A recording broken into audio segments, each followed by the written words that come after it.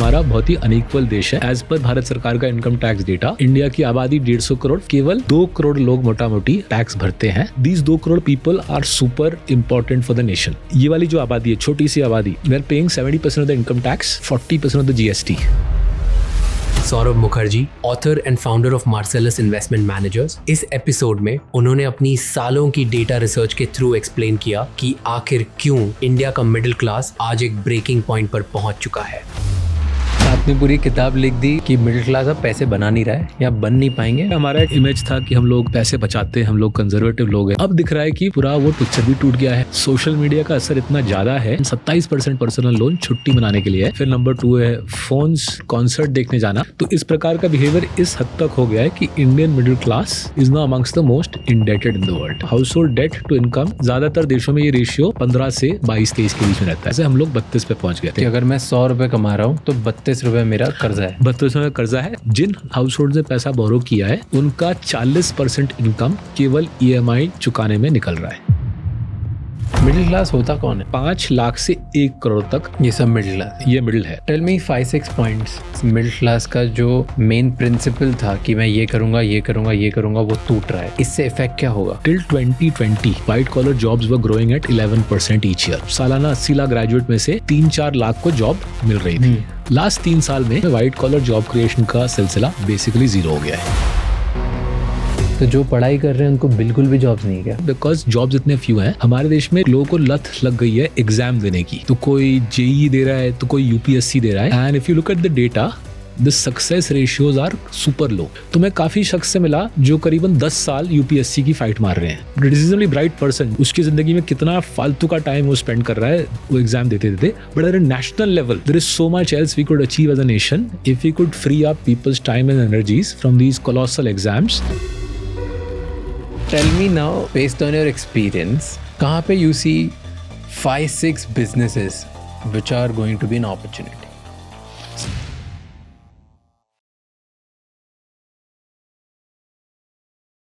Before we start today's podcast, if you have found anything valuable from this channel, please subscribe. It's free, it takes less than a minute, but it means a lot to us. And to listen to the audio experience of this episode, please follow us on Spotify. House shifting का सबसे stressful part होता है सामान को safely pack करना।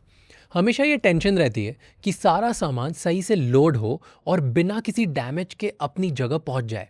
इसीलिए आई use porter. चाहे आपको सेम सिटी में शिफ्ट करना हो या एक सिटी से दूसरी city, porter packers and movers दोनों तरह की शिफ्टिंग हैंडल करते हैं। And the best part is वो मल्टी लेयर पैकिंग करते हैं विद प्रोफेशनल लोडिंग और अनलोडिंग, ताकि आपका सामान सेफ रहे। इसीलिए 13 लाख से ज़्यादा फैमिलीज पोर्टर को ट्रस्ट करती है with a 4.8+ rating. To know more about our title sponsor Porter and their services, check the link in the description below.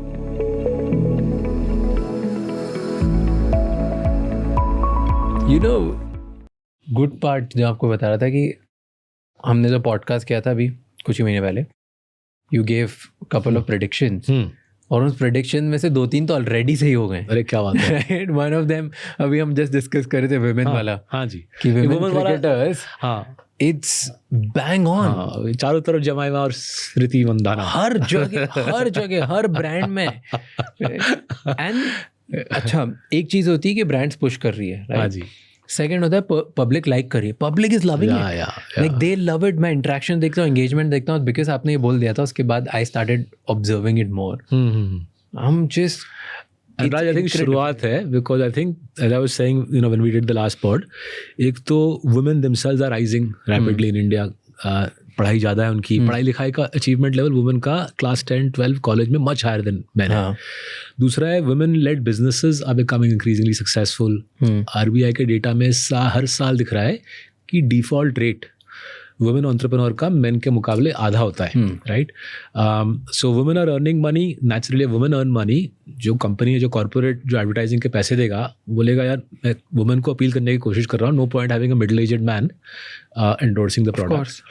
And the other aspect is these women are being genuinely successful cricketers. आप Australia को हरा रहे हो, south Africa को हरा रहे हो, बड़े स्टेज पे हरा रहे हो, उनके देश में जाके हरा रहे हो। Naturally everybody loves a winner, right? And our women are winning. Women are increasingly winning even in Indian economic life. तो मेरे ख्याल से ये स्टोरी चलती रहेगी.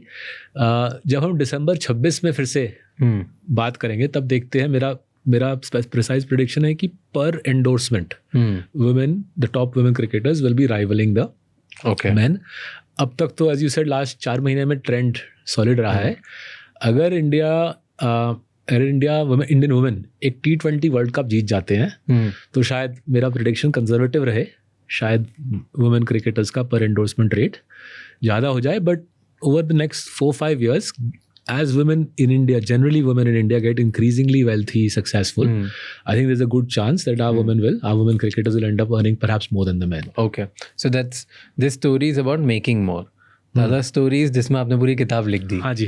आपने पूरी किताब लिख दी break point on middle class, कि मिडिल क्लास अब पैसे बना नहीं रहा है या बन नहीं पाएंगे. What is the entire thing that you are trying to say? So देखिए, जो हमारी पूरी लास्ट 3-4 साल की सोच रही है इज दैट द पुराना India is being left behind, right? So जैसे हम डिस्कस करें, women cricketers now surging ahead of men. That is, पुराना India was middle aged men hitting the ball around, getting big bucks for time.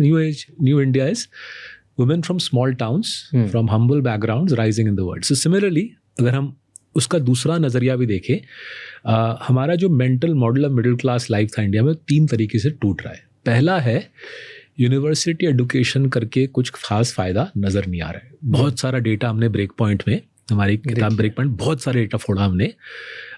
Graduate unemployment करीबन 30% बैठ रहा है. मतलब जितने भी इंडिया में ग्रेजुएट है, 1 in 3 आर सिटिंग वेला.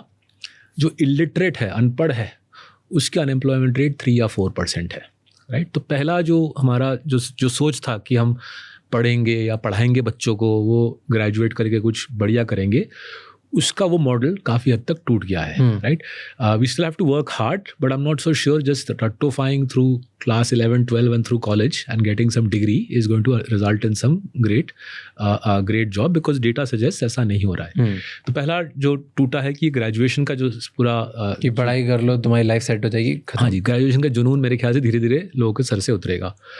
दूसरा जो हमको दिख रहा है, हमारा एक इमेज था कि हम लोग पैसे बचाते हैं, हम लोग कंजर्वेटिव लोग हैं, हम फिजूल खर्ची नहीं करते. That was middle class India का इमेज, राइट? अगर कोई फिजूल खर्ची करे या तो ज़्यादा रईस बिहेव कर रहा है.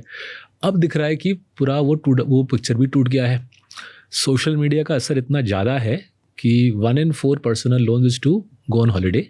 25%, 27% पर्सनल लोन छुट्टी मनाने के लिए है.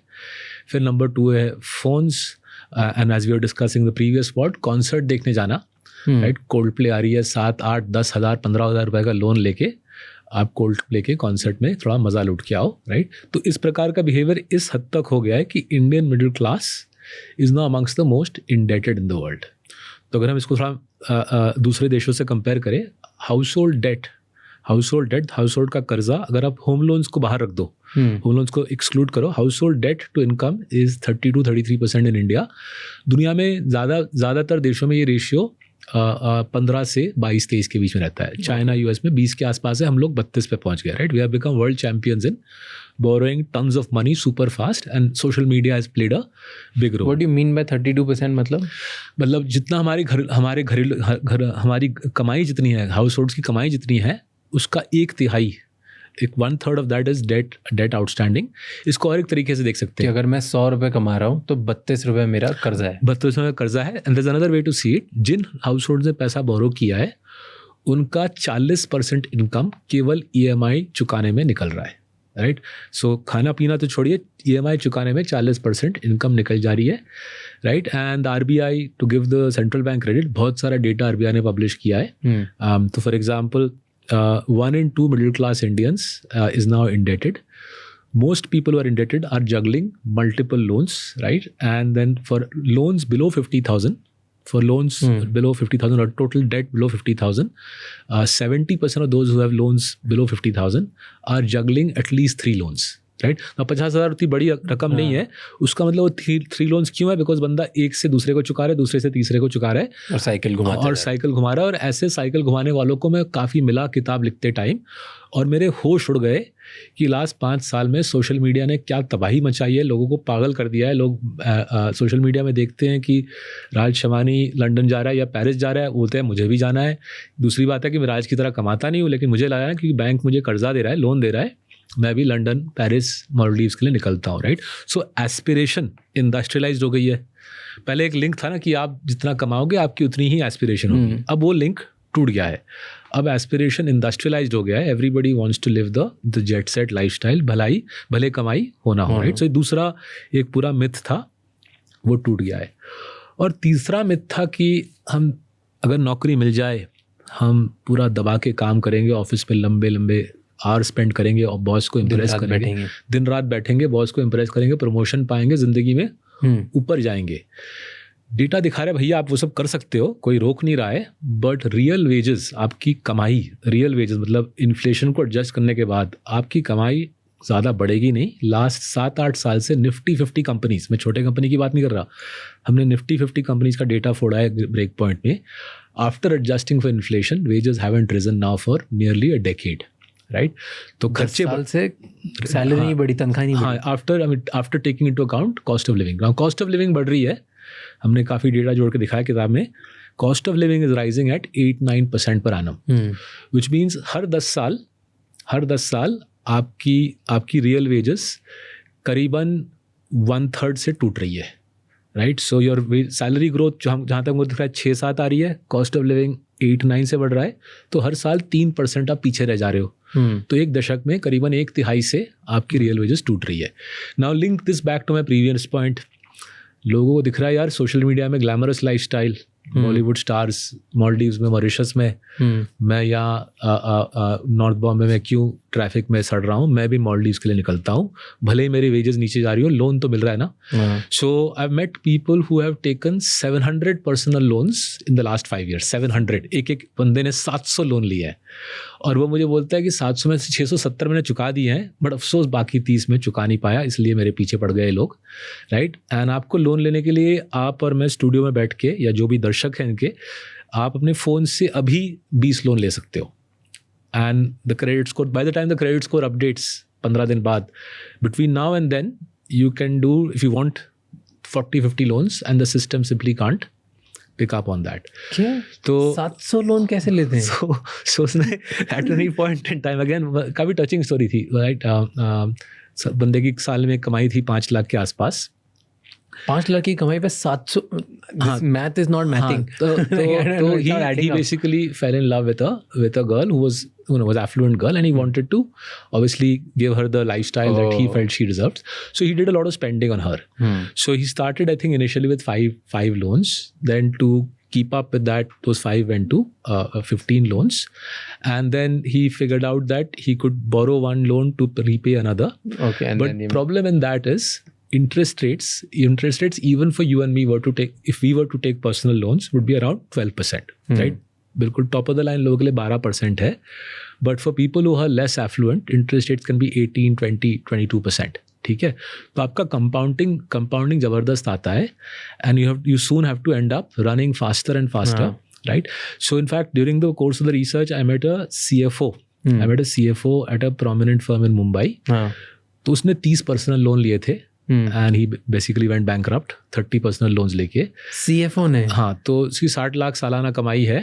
तो मैं 5 लाख के बंदे से ही मिला, 60 लाख के बंदे से मिला, and that's when we realise राज कि आप आज इंडिया में आप 5 लाख कमाओ या 60 लाख कमाओ या 1 करोड़ कमाओ, everybody broadly swimming in the same pool of increasingly few white collar jobs, compression in wages and crazy levels of debt, right? So ये जो 3 इंडिया के जो सिद्धांत थे मिडिल क्लास के, हम पढ़ेंगे, ग्रेजुएट बनेंगे, फिर मेहनत करके प्रमोशन हासिल करके कमाई करेंगे, लाइफ स्टैंडर्ड ऑफ लिविंग बढ़ेगी, और हम सेविंग करेंगे, ये सारे सिद्धांत हमारे टूट गए हैं. We have to build a new India, right. एक पूरी नई सोच लानी है, क्योंकि we can't, you know, I don't think you and I on a pod or indeed anybody watching this can miraculously say नौकरी ले आएंगे. नौकरी तो आएंगे नहीं boss, right. Jobs are not gonna come from corporates. So we have to earn a living.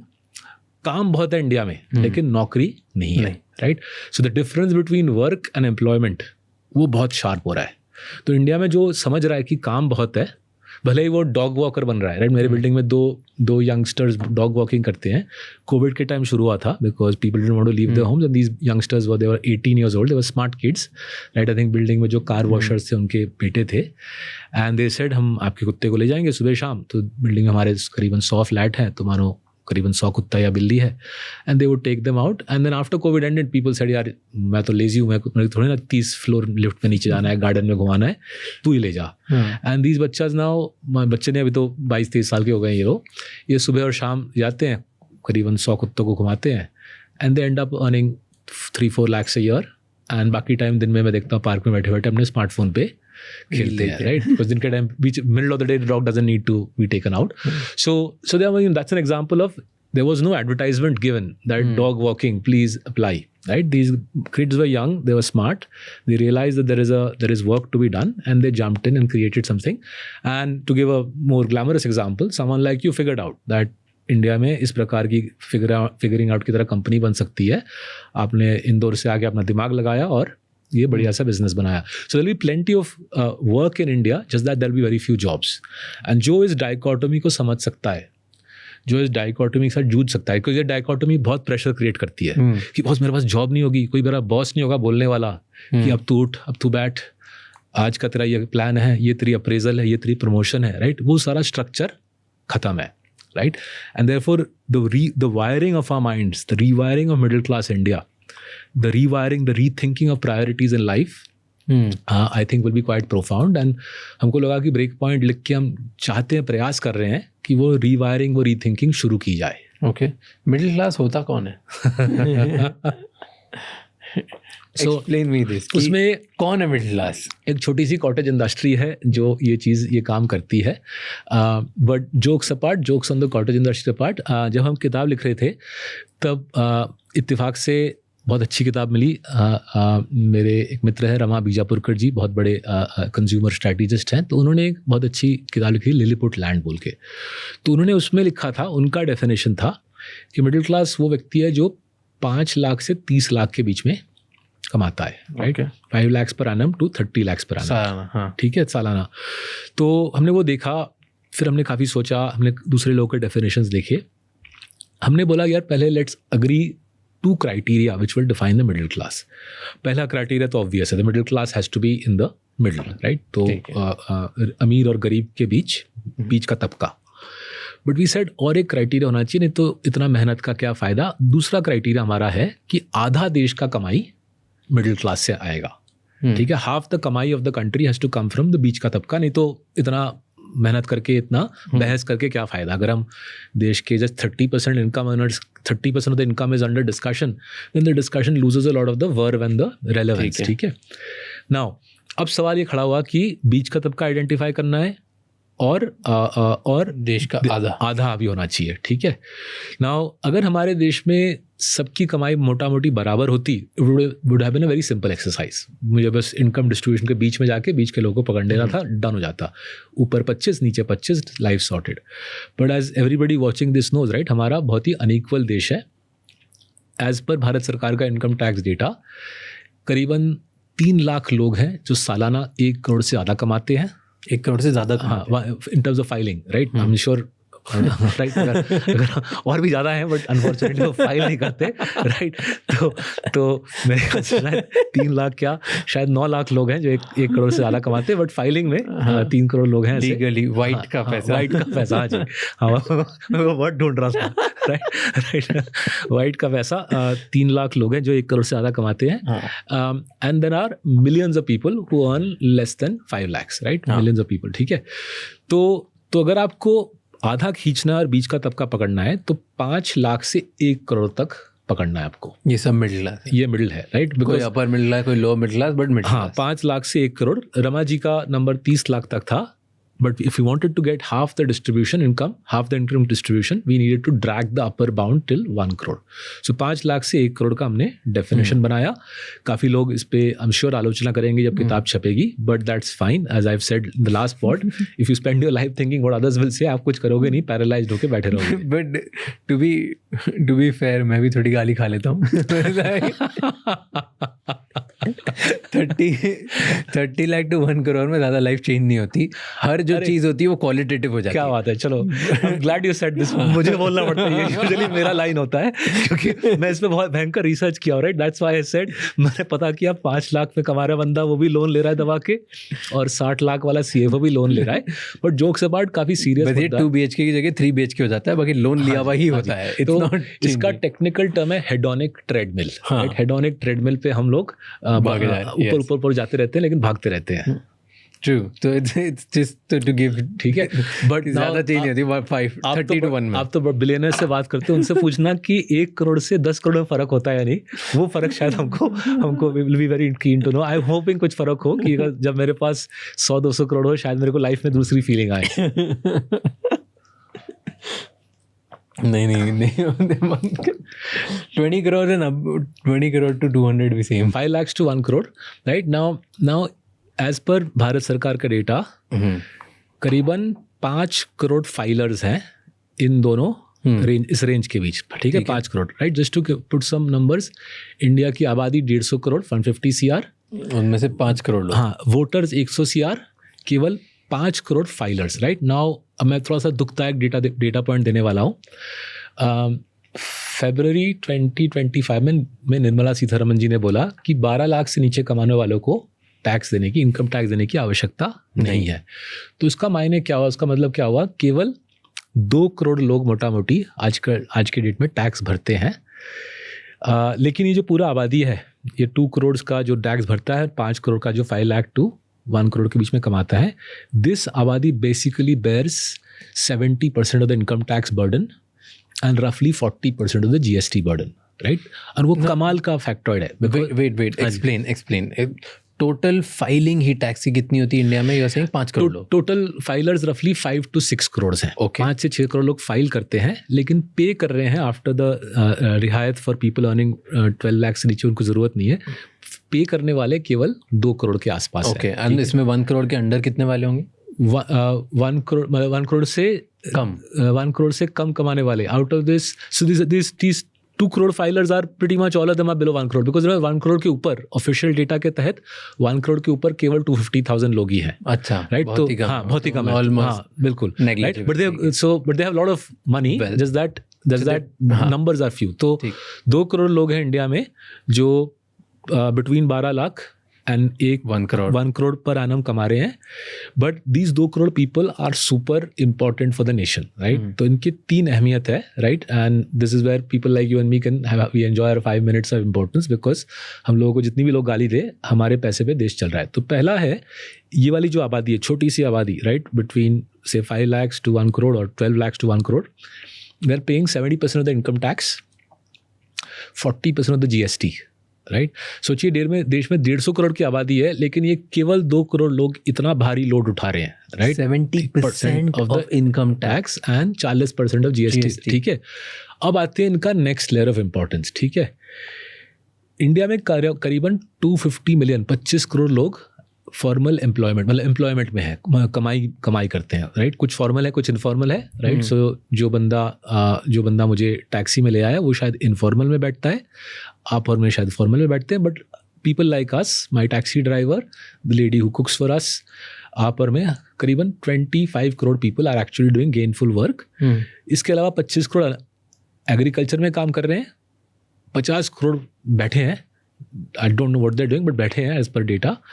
And this 100 crore are the voters. And then there are 50 crore bachas, so they are below voting age, so उनके बारे में बात नहीं करते. ठीक है, now coming back to the 25 crore who are working, out of this 25 crore, just about 5 crore are formal salaried employment वाले लोग. Right, उनको सैलरी मिलती है, कोई कहीं पे काम करते हैं. लेकिन ये 5 करोड़ सैलरी वाले लोग, which includes the 2 crore payers of income tax, they employ the other 20 crores. तो ये जो छोटी सी आबादी है 5 crore filers, 2 crore payers. This आबादी is unusually influential because इनके कमाई से देश के टैक्स भरी जाती है, इनके कमाई से देश की सरकार, भारत सरकार को पैसे मिलते हैं, और इनके कमाई से एम्प्लॉयमेंट मिलती है. फॉर ईच व्यक्ति who is paying tax, effectively 5 other people get a job, right? The cook driver made is easy to think, but indirectly as well, जो एयरलाइन का पायलट है, जो सिक्योरिटी गार्ड है बिल्डिंग का, उसको भी मेरी कमाई की वजह से, because you're spending, so that's right. And therefore जब इस मिडिल क्लास, ये 5 करोड़ फाइलर्स की जब जिंदगी के सारे सिद्धांत टूट जाते हैं, सारे पिलर्स टूट जाते हैं, तो उसका effect is colossal, right? Which is why हमने 2 साल कड़ी मेहनत की to pull this data together and show the picture कि बहुत बड़ा चेंज हो रहा है. The construct of middle class life is breaking. We need to rebuild a new construct for our future, for our children's future, for the country's future, because this छोटा सा आबादी is the foundation on which our economy is built. Tell me 5-6 points, one जो आपने book में research करके you have come down to this conclusion कि okay, first is middle class ये है जो सबसे ज़्यादा लोड ले रहा है. Second is middle class का जो मेन प्रिंसिपल था कि मैं ये करूँगा वो टूट रहा है, राइट? इससे इफेक्ट क्या होगा या क्या हो रहा है? You must have found something. हाँ जी, so let's go to the होगा later on. Let's do आज क्या हो रहा है, ठीक है? आज क्या हो रहा है? So what the data shows, Raj, there's a listed entity called InfoEdge, जिनकी एक बिजनेस है नौकरी बोल के, वो एम्प्लॉयमेंट क्लासिफाइड्स का बिजनेस है. तो उनके पास सॉलिड डेटा है 2008 से लेके आज तक कितने वाइट कॉलर जॉब्स क्रिएट हो रहे हैं, राइट? बाई सेक्टर डेटा है. तो उस डेटा के मुताबिक till 2020 white collar jobs were growing at 11% each year. मतलब हर 6 साल वाइट कॉलर जॉब्स डबल हो रहे थे, राइट? सॉलिड अच्छी खबर, राइट? हर 6 साल जॉब्स डबल हो रहे हैं. So for a youngster it's a terrific environment to graduate into, right? सालाना इंडिया प्रोड्यूस करता है 80 लाख ग्रेजुएट. तो टिल 2020 सालाना 80 लाख ग्रेजुएट में से 3-4 लाख को जॉब मिल रही थी, राइट? 3-4 लाख को जॉब मिल रही थी. फिर कोविड हुआ. कोविड के बाद थोड़ा सा एक जब अनलॉक आया 1 साल थोड़ा जॉब्स रहा, क्रिएट हुआ.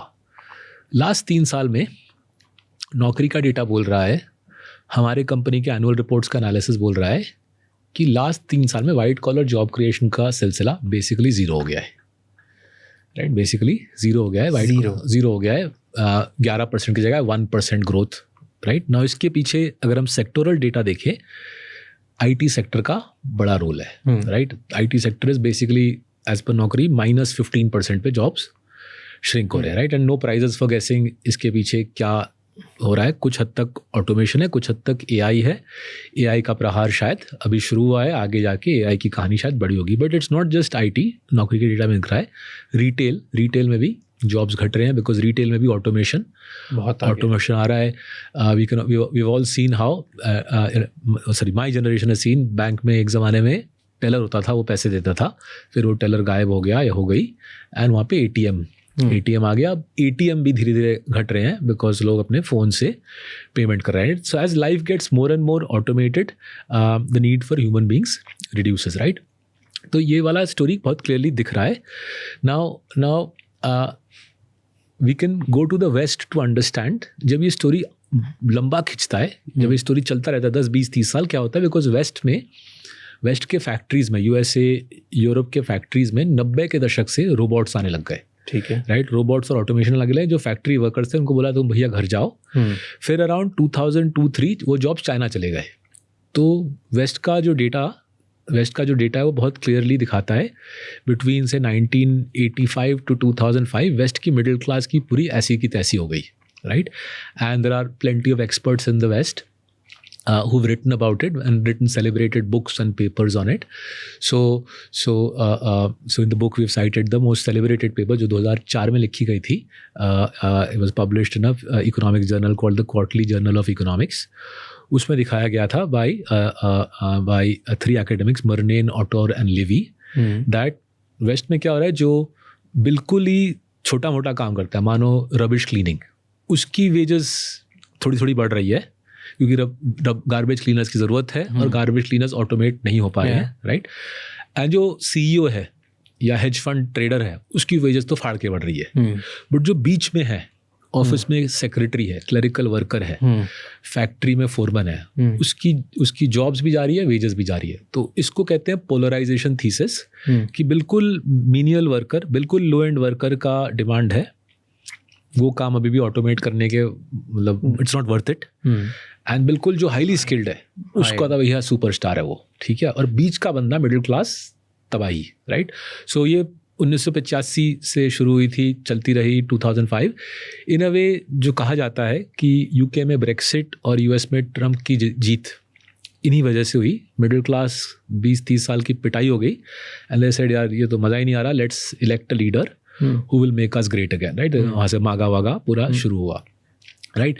तो ये वाला सिलसिला वहाँ पे चला है, मिडिल क्लास की तबाही हुई है, an elite has been created. कुछ हद तक हमारा डेटा दिखला रहा है कि वो प्रोसेस इंडिया में शुरू हो गया है. जस्ट दैट हमारे देश में इनइक्वालिटी एज इट इज़ इतनी बड़ी है, तो अगर आप मिडिल क्लास को हॉलो आउट कर दोगे, which is what the data is suggesting, risk है, अगर मिडिल क्लास को हॉलो आउट कर दोगे तो इनइक्वालिटी भयंकर हो जाएगी and the consequences are not easy to imagine given that as it is हमारे देश में इनइक्वालिटी इतनी है. But there is another dimension to what is happening, and ये वाला डायमेंशन जो आपको बताने वाला हूँ ये वेस्ट में उस हद तक हुआ नहीं है. Okay. हमारे देश में 2016 में मोबाइल ब्रॉडबैंड, मोबाइल डेटा जियो ने बेसिकली फ्री करा दिया, ठीक है. एज इट इज़ हमारी आबादी यंग है, 28 की मीडियन एज है, so that would have meant that the typical Indian who's today 28 when he और शी वाज 15 और 16 अपने टीनेज ईयर्स में उसको मुफ्त में मोबाइल डेटा मिल गई. 18 साल का जब था तब. हाँ, राइट. बिल्कुल एंड बहुत सारा रिसर्च दिखाता है कि आपके टीनेज ईयर्स में सोशल मीडिया का आपके दिमाग के ऊपर भयंकर इम्पैक्ट होता है, because your brain is still forming till the age of 24-25 your brain is still forming, right. तो ये बच्चा बड़ा ही हुआ 17-18 साल की उम्र से, बड़ा ही हुआ with social media as his part of his core belief system, right. And by the time covid came, covid के टाइम वैसे ही घर से नहीं निकल सकते, कुछ और करने को है नहीं, वो पूरा बेसिकली उसका दिमाग और उसका फ़ोन फ्यूज़ हो गया एक साथ, राइट. उसके दो असर हुए. एक तो हुआ ये डेट वाला स्टोरी कि what ever I am seeing on social media that is the real life. और उसमें दिख रहा है कि राज लंदन में है और वहाँ पे या ऐसे कॉफ़ी पीते हैं या पानी पीते हैं, भैया वो मुझे भी करना है भले ही मेरे पास कमाई ना हो, ठीक है. और उसका कर्जा वाला इफेक्ट आया. So I call it the industrialisation of aspiration, right. Aspiration पहले था हर एक व्यक्ति की अलग अलग होगी, सोशल मीडिया ने बोला नहीं तुम सबकी एस्पिरेशन सेम होगी और तुम सबकी एस्पिरेशन होगी ग्लैमरस लाइफस्टाइल लीड करने की. बट साथ ही साथ इन्फ्लुएंसर लोग आ गए, उन्होंने समझाया बेटा तुम तो F&O ट्रेडिंग कर सकते हो, ये देखो F&O ट्रेडिंग करके इन सब लोगों ने, दिग्गजों ने कमाया है, तुम भी कमा सकते हो. ऑप्शन ट्रेडिंग तो बच्चा कर सकता है. तो इन्फ्लुएंसर्स के बदौलत और मोबाइल फ़ोन में ऑनलाइन ट्रेडिंग के बदौलत हमने इंडिया ने लास्ट 4 साल में करीबन 9 मिलियन मोस्टली मैन, राइट, सभी का डेटा दिखाता है mostly man, mostly between the age of 30 to 40, 9 million male के जेब पूरे खाली कर दिए हैं हमने. लास्ट 4 साल में इंडिया ने करीबन 4 लाख करोड़ इनके जेब से निकाल लिया है. Cumulatively 4 lakh crore 90 lakh middle class व्यक्तियों के जेब से निकाल के किसको दिया है? आधा दिया है वॉल स्ट्रीट के हेज फंड्स को, क्योंकि आपके पास तो शायद पैसे नहीं थे, ये लीजिए सालाना इंडिया से गिफ्ट, $5 बिलियन का गिफ्ट, हमारे गरीबों का पैसा आप लूटिए. बाकी जो 5 बिलियन है वो हमने डिवाइड कर लिया, हमारे ब्रोकरेजेस को 1-2 बिलियन मिला है और बॉम्बे के जो महारथी हैं उनको 3-4 बिलियन मिला है. पिटाई किसकी हुई है? वो बेचारा व्यक्ति जो बैठे बैठे अपने फ़ोन पे सोच रहा है मैंने तो क्लास लिए थे, इतने सारे यूट्यूब पे कोर्स किए थे, पर पता नहीं कमाई क्यों नहीं हुई बैंक निफ्टी और निफ्टी में ट्रेड मार के, राइट. तो ये दो aspects, crazy level of personal borrowing to live a fantasy lifestyle and trading online in F&O on a scale not seen in any country, forget a poor country like us, we're still one of the 40 poorest countries, right.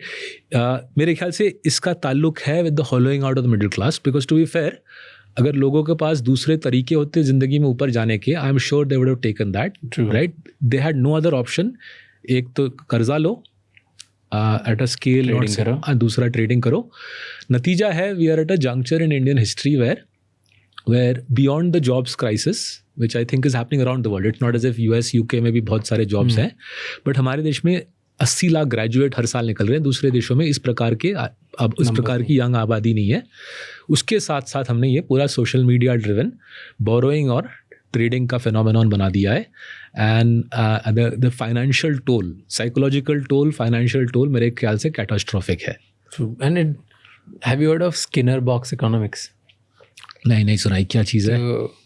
BF Skinner ने experiment किया था ना. अच्छा. तो it was एक box में एक rat को रखा और उसको जब भी वो टैप करता था तब उसको खाना देता. ठीक है, बढ़िया. तो कंसिस्टेंटली खाना देने लग गए वो. जब उसने टैप किया तो उसकी हैबिट फॉर्म हो गई. फिर उन्होंने सेम दूसरा एक्सपेरिमेंट किया जहाँ पे दूसरी जगह भी रैट को रखा और वो जब टैप करता था तो कभी इसको खाना दिया, कभी इसको खाना नहीं दिया. तो this is like randomness, random lottery. तो उन्होंने देखा कि जिसकी आदत बन गई उससे बहुत ज़्यादा स्पीड से जो रैंडम वाला ना वो मांगता था. अच्छा. तो जिसको कभी देते हो आप कभी नहीं देते हो, लॉटरी कभी देते हो कभी नहीं देते हो, they just tap for it and then they go for it. And then फिर इवेंचुअली उनको वो पैटर्न ही कुछ समझ नहीं आया. It just ended up becoming कि जब आप किसी भी लिविंग बीइंग को रैंडम अवार्ड्स देते हो वो ज़्यादा एडिक्टेड हो जाते हैं. Very interesting. So that was the same thing which has happened in FNO. Very interesting. तो इसका मैं और एक पहलू देता हूँ. ठीक है, अपने FNO एक तो मैंने सोचा नहीं था, मैं इसका और एक पहलू देता हूँ जिसके बारे में मैंने कई दशकों से सोचा है and I couldn't wrap my head around. इस किताब में मैंने उसके बारे में डेटा दिया है, बट साइकोलॉजिकल एक्सप्लेनेशन मेरे ख्याल से अभी आपने प्रोवाइड किया है. सो किताब में बोल रहे हैं कि बिकॉज जॉब्स इतने फ्यू हैं हमारे देश में, लोगों को लत लग गई है एग्जाम देने की. तो कोई JEE दे रहा है तो कोई UPSC दे रहा है. And if you look at the data, the success ratios are super low. मतलब 0.2% UPSC हो या पुलिस कांस्टेबल का ओहदा हो से in the state of UP, आपको 0.2% ऑफ द कैंडिडेट्स को एक्चुअली जॉब लगेगी. बट लाखों लोग not only do they give the exam and the physical test हो, JEE हो, UPSC हो, police constable, they give it year after year after year.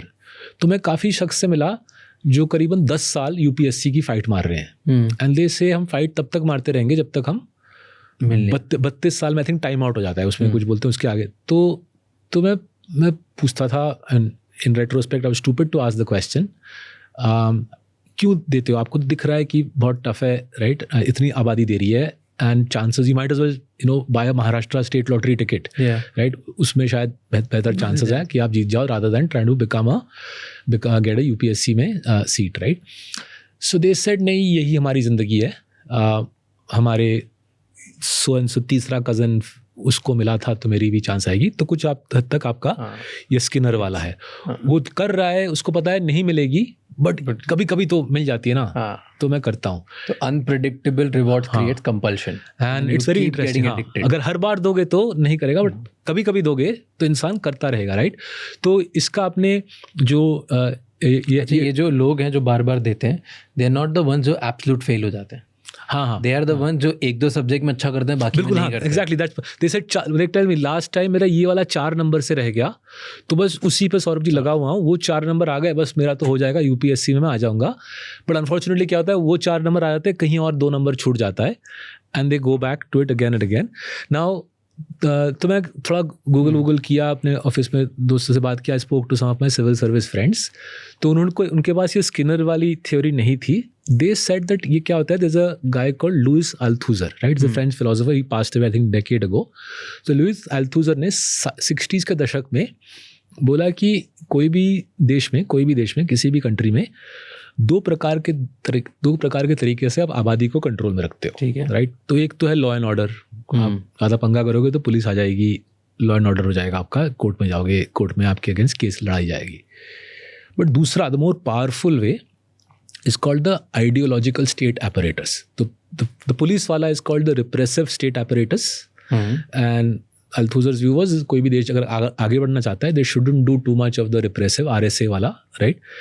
But the more powerful one, Althusser said, is ideological state apparatus. ठीक है? तो ideological state apparatus आप लोगों के जहन में गाड़ देते हो कि ये इस प्रकार का एग्जाम देना ही सक्सेस है, ये सक्सेस है. क्योंकि और आप सराहना करते हो, आप सेलिब्रेट करते हो इन newspaper, in TV, in books, the people who got JEE में अव्वल नंबर लाए, IIT बॉम्बे दिल्ली गए, फिर किसी कंपनी की CEO बने, इनको आप बहुत सेलिब्रेट करते हो। तो इससे क्या होता है, जो बाकी आबादी है वो बोलती है यार यही बेस्ट है, मेरा बच्चा भी या मैं ही स्वयं दूंगा JEE और मैं भी ऊपर जाऊंगा।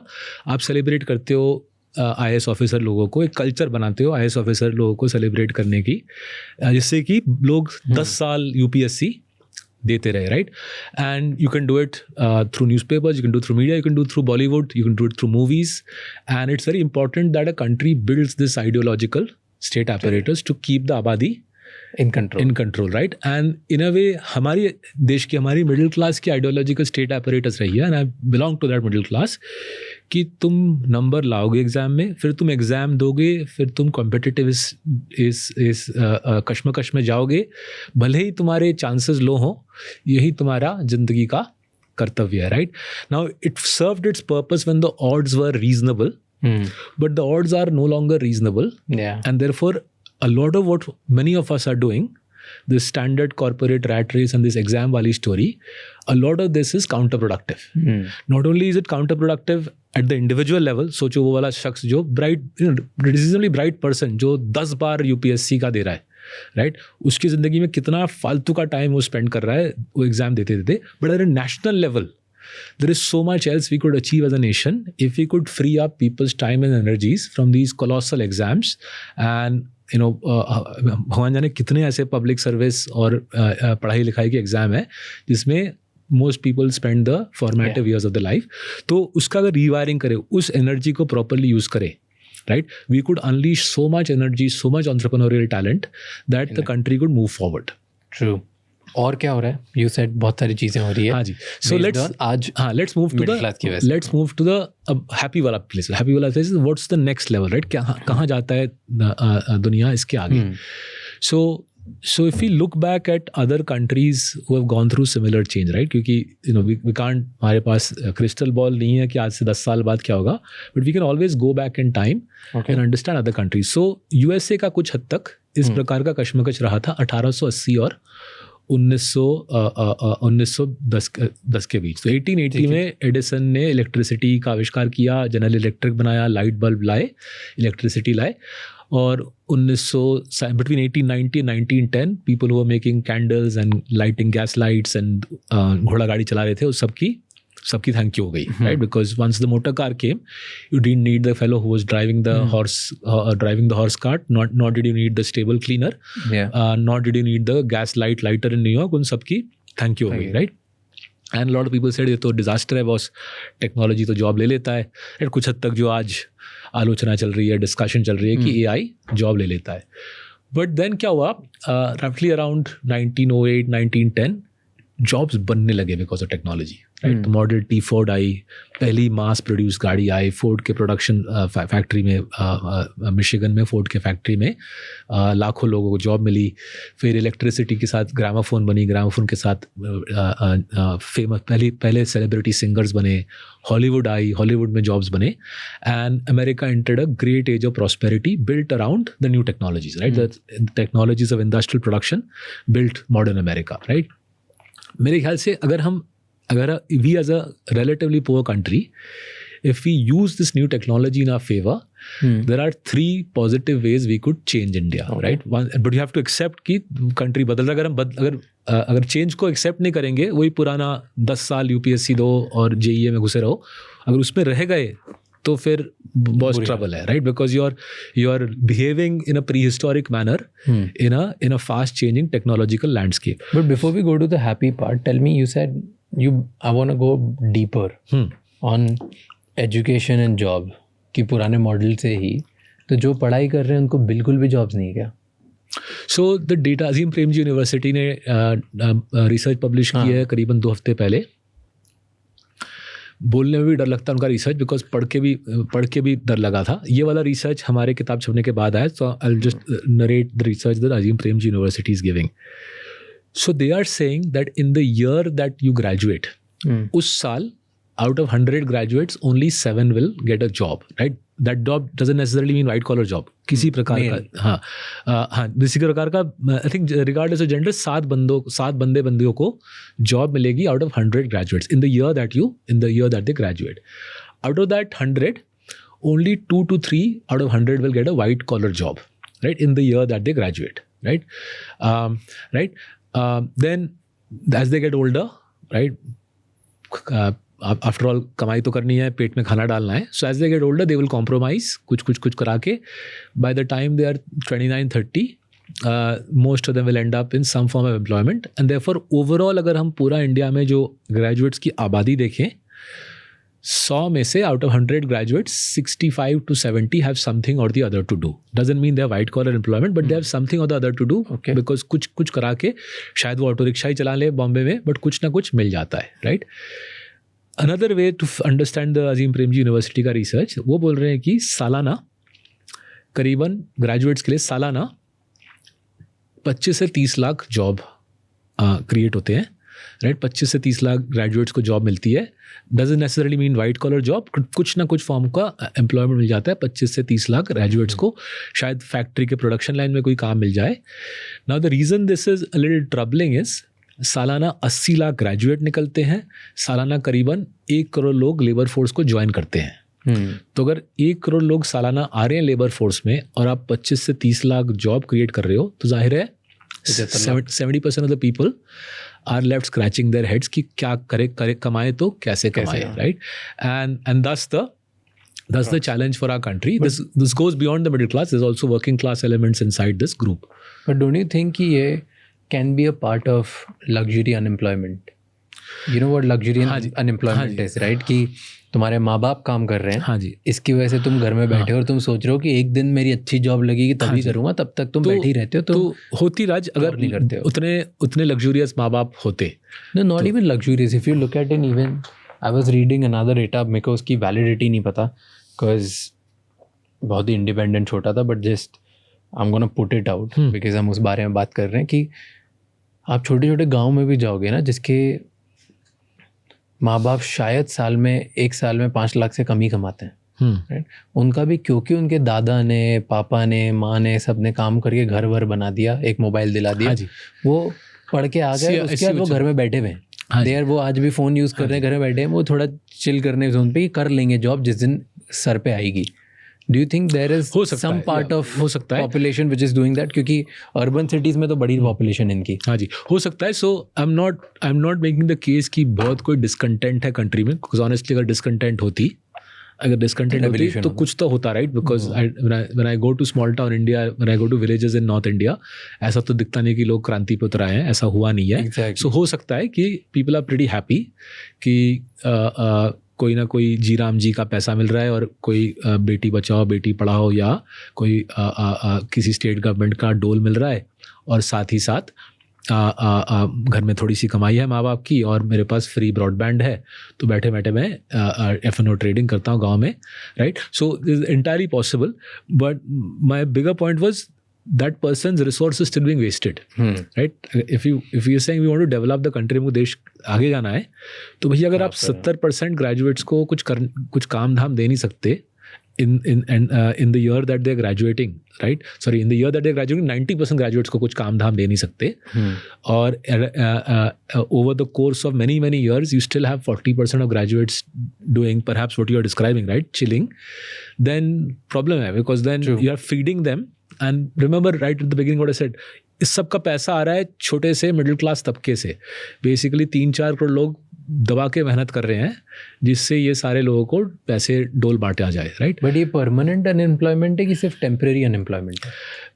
कुछ इसका तो टेम्पररी दिख नहीं रहा मुझे, राइट? ऐसे ही चल रहा है as per the Azim Premji university study and as per the data we are getting. It's been now several years like this. उनके स्टडी के तहत 20 साल से कुछ माहौल ऐसा ही है. अजीम प्रेमजी यूनिवर्सिटी के स्टडी के तहत कुछ 20 साल से माहौल ऐसा है. हमारा जो डेटा, जो हमने नौकरी का डेटा यूज़ किया है, it suggest covid is a major inflection point. Covid के बाद वाइट कॉलर जॉब्स का सिलसिला काफ़ी हद तक टूट गया. लास्ट 3 years काफ़ी मिटाई हुई है.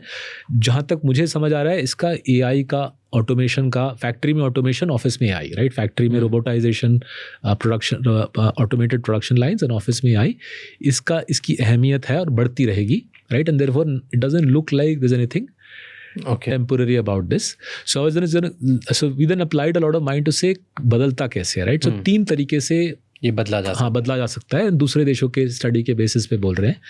पहला तो है टेक्नोलॉजी इटसेल्फ अपना प्रोडक्टिव रूप दिखाती है, right, we call it the substitution effect जो अभी हो रहा है, एंड इवेंचुअली इसका कॉम्प्लीमेंटैरिटी इफेक्ट आएगा। तो जैसे अगर just to sticking to AI, जैसे जैसे LLMs और जनरेटिव AI पावरफुल हो जाती है, जैसे जैसे AI का कॉस्ट गिरता है, दुनिया के छोटे से छोटे company even in third world countries well से हमको AI का इस्तेमाल करना है, and a lot of the use cases, a lot of the actual implement translation of LLMs into practical use of AI will happen through Indian engineers, right. And शायद वो engineer TCS या HCL take के office में हो, but मेरे ख्याल से high possibility is they will be gig workers, they'll be gig workers sitting in their bedroom wherever, Indore, Chandigarh, Coimbatore, and they'll be doing data labeling, cleaning and bot training for the whole world, right? आपने बताया था, right? हाँ जी, 100 million लोगों को काम मिल सकता है इस तरीके से, right. And 100 million might turn out to be a low number for all I know, but मैं कॉन्फिडेंट हूँ कि जब AI का इस्तेमाल करना होगा द वर्ल्ड विल से यार इंडियन लोगों को फ़ोन करो, उनको काम करा दो, right. The second piece is as people realise that jobs नहीं है लेकिन काम बहुत है, एंड वो मेंटल माइंडसेट शिफ्ट है, right. Remember I spoke about Louis Althusser and the ideological state apparatus. That same ideological state apparatus can start drilling into people's heads कि भैया जॉब मत ढूंढो, काम ढूंढो, काम बहुत सारा है। I think entrepreneurship in India will take off now. यहाँ पे डेटा काफ़ी इंकरेजिंग है, राइट। तो हमको जो डेटा मिला है अलग अलग सोर्सेज से, इंडिया में करीबन हर साल 1 मिलियन एंटरप्रेन्योर्स खड़े हो रहे हैं, राइट। नॉट परहैप्स ऑफ से योर स्टैचर, बट अपना ब्यूटी पार्लर लगाने वाले, अपना रेस्टोरेंट ढाबा खोलने वाले, अपना सिक्योरिटी गार्ड का एजेंसी खोलने वाले, राइट। माइक्रो एंटरप्राइजेस बहुत सारे बन रहे हैं। And then formally registered companies साल में करीबन 50-60 हज़ार फॉर्मली रजिस्टर्ड कंपनीज भी आ रहे हैं, एंड इनके लिए पैसा भी एकत्र हो रहा है, राइट। सो करीबन $40 billion of angel VC and PE funding भी आ रहा है। भारत सरकार भी अलग अलग तरीके से वेंचर कैपिटल दे रही है, PSU बैंक्स, मुद्रा, SME लोन्स दे रहे हैं, तो पैसे इकट्ठा हो रहा है। Now may be not all 60 million will get funded, from what I'm seeing only 100,000 companies get properly funded every year, but it's enough to keep all these unemployed graduates interested. सबको दिख रहा है यार जॉब ढूंढने से बेहतर है कुछ अपना बनाता हूँ, अगर फंडिंग मिल गई तो बल्ले बल्ले, right, I can build something big. अगर फंडिंग ना भी मिली एटलीस्ट रोजी रोटी बन जाएगी, ज़िंदगी में आगे बढ़ने का एक साधन मिल जाएगा, राइट। तो ये माइंडसेट कुछ हद तक बन रही है, and programmes like Shark Tank I think have done a terrific job in legitimising this. क्योंकि जब मैं छोटा था ये बिजनेस मैन है, मैंने मतलब बच्चा ना, मेरे दिमाग में था बिजनेस मैन मतलब कोई शेडी सा बंदा, रात को दारू पीता है और दिन के टाइम ब्लैक मनी हैंडल करता है। That was my image when I was growing up. मेरे को था यार मेरे मम डैड तो जॉब करते हैं, ये वाला बिजनेसमैन है कुछ शेडी सा है। Then I realized when I become a businessman myself, it is fine यार, you're a regular Joe. And then I met plenty of other businessmen and women who are perfectly decent people. तो ये वाला जो ecosystem है इसको बड़ा होना पड़ेगा। भारत सरकार का देश हमने कॉल NSSO, उसका डेटा दिखा रहा है already in urban India the number of people earning a livelihood from doing their own thing is roughly the same as the number of people earning their livelihood from doing a job, right? थोड़ा सा ज़्यादा है, थोड़ा सा jobs वाले 19-20 का खेल है, जॉब्स वाले 20 पे हैं, जॉब वाले ज़्यादा कमाते हैं। हाँ, जॉब वाले कमाते ज़्यादा है, हाँ, नंबर में सेम है ये लोग, बट जॉब वाले कमाते ज़्यादा है। But I think AI might have something to do with that coming under pressure. But jokes apart, we need to create an ideological state apparatus or an ideological apparatus which says it is perfectly fine to have a crack at setting up your business as early in life as possible. 16 साल की उम्र में भी ठीक है। The earlier you start, the more you learn. If you fail a few times, nothing wrong with that. Funding की ecosystem decent बनी है।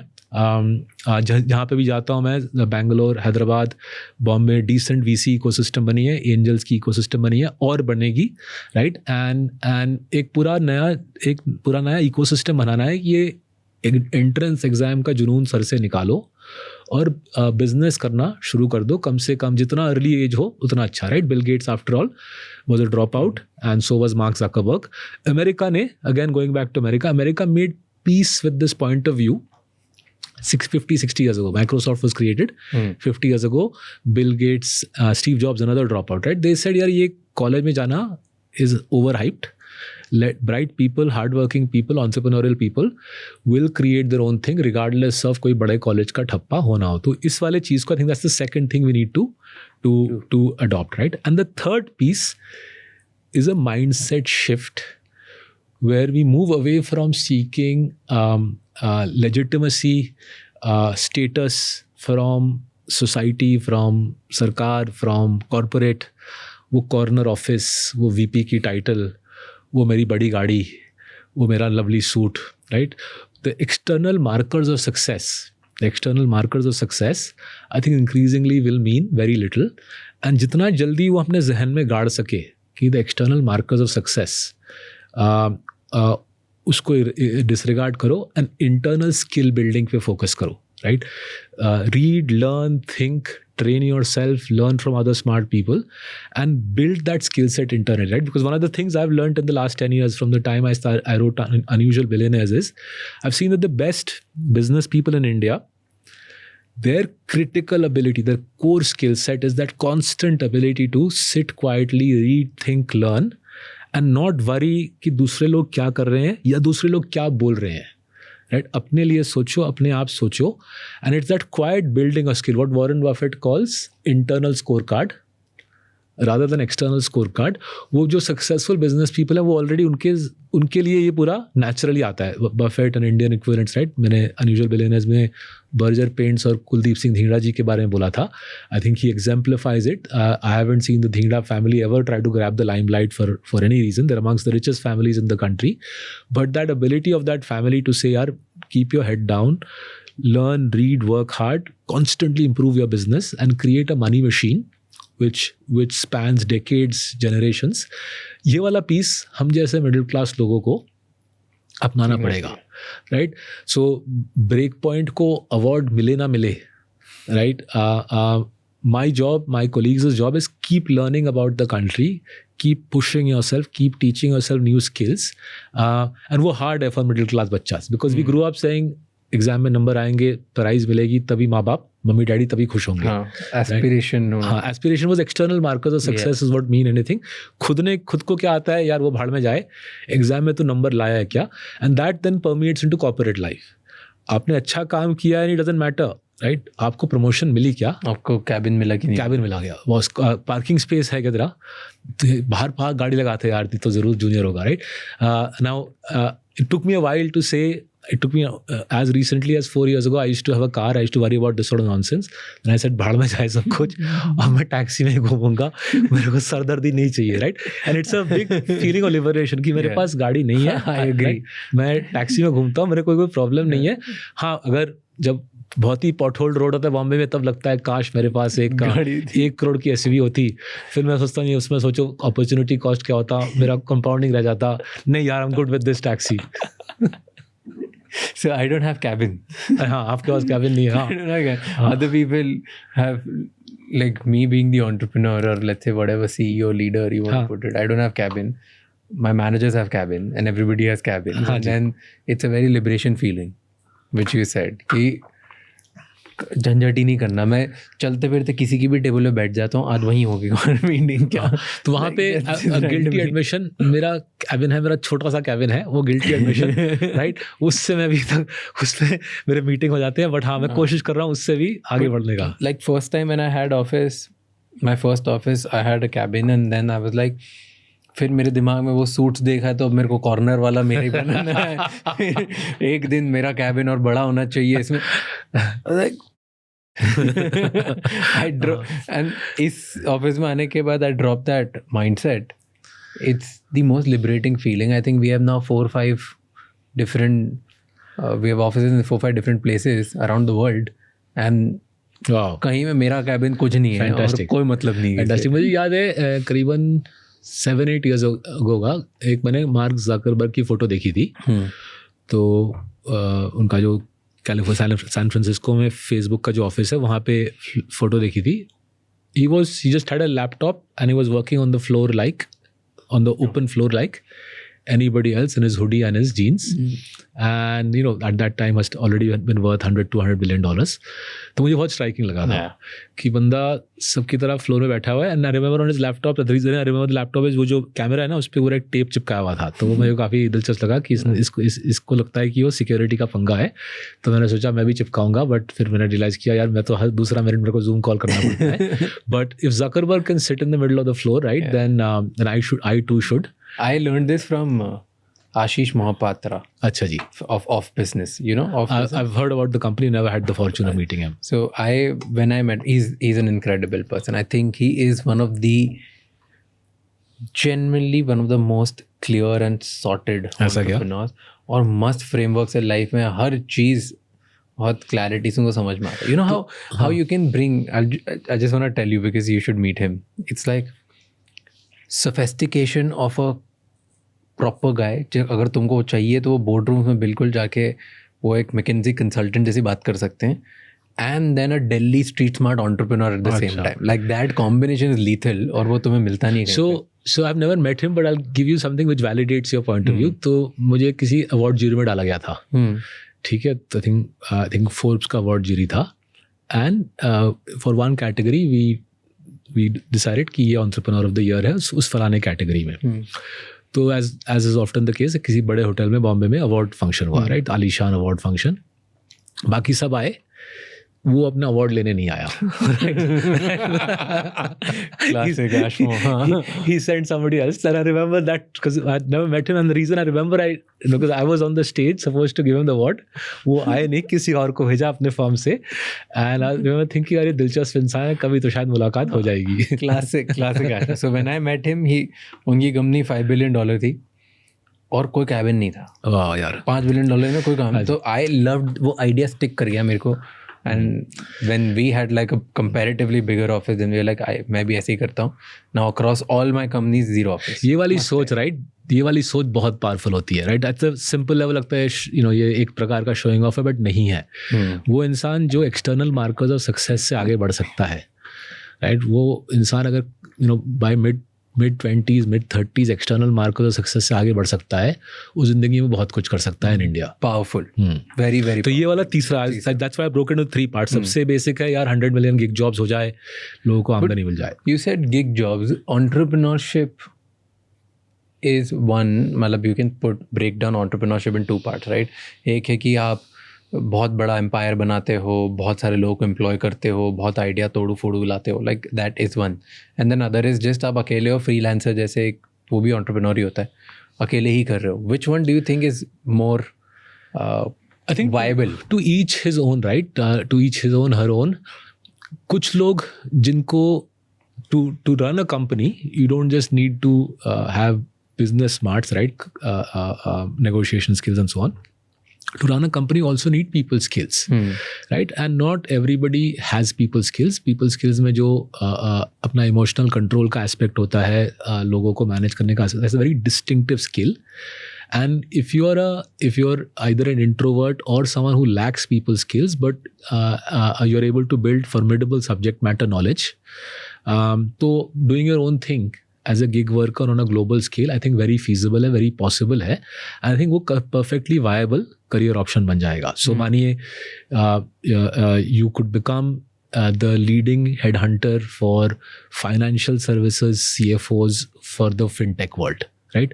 And if you do that on a global basis and you make a name for yourself through LinkedIn, through social media, through books, through podcasts, that I am the guru of hunting for CFOs for fintech companies the world over, right? And you could just do that and get paid really well for it, right? दुनिया में कहीं पे भी किसी fintech company को CFO चाहिए होगा, आपको डायल करेंगे, आपने अपनी पूरी नेटवर्क बना ली होगी fintech CFOs की, वो आपके साथ फर्स्ट नेम टर्म्स पे होंगे, and you'll be placing fintech CFOs around the world.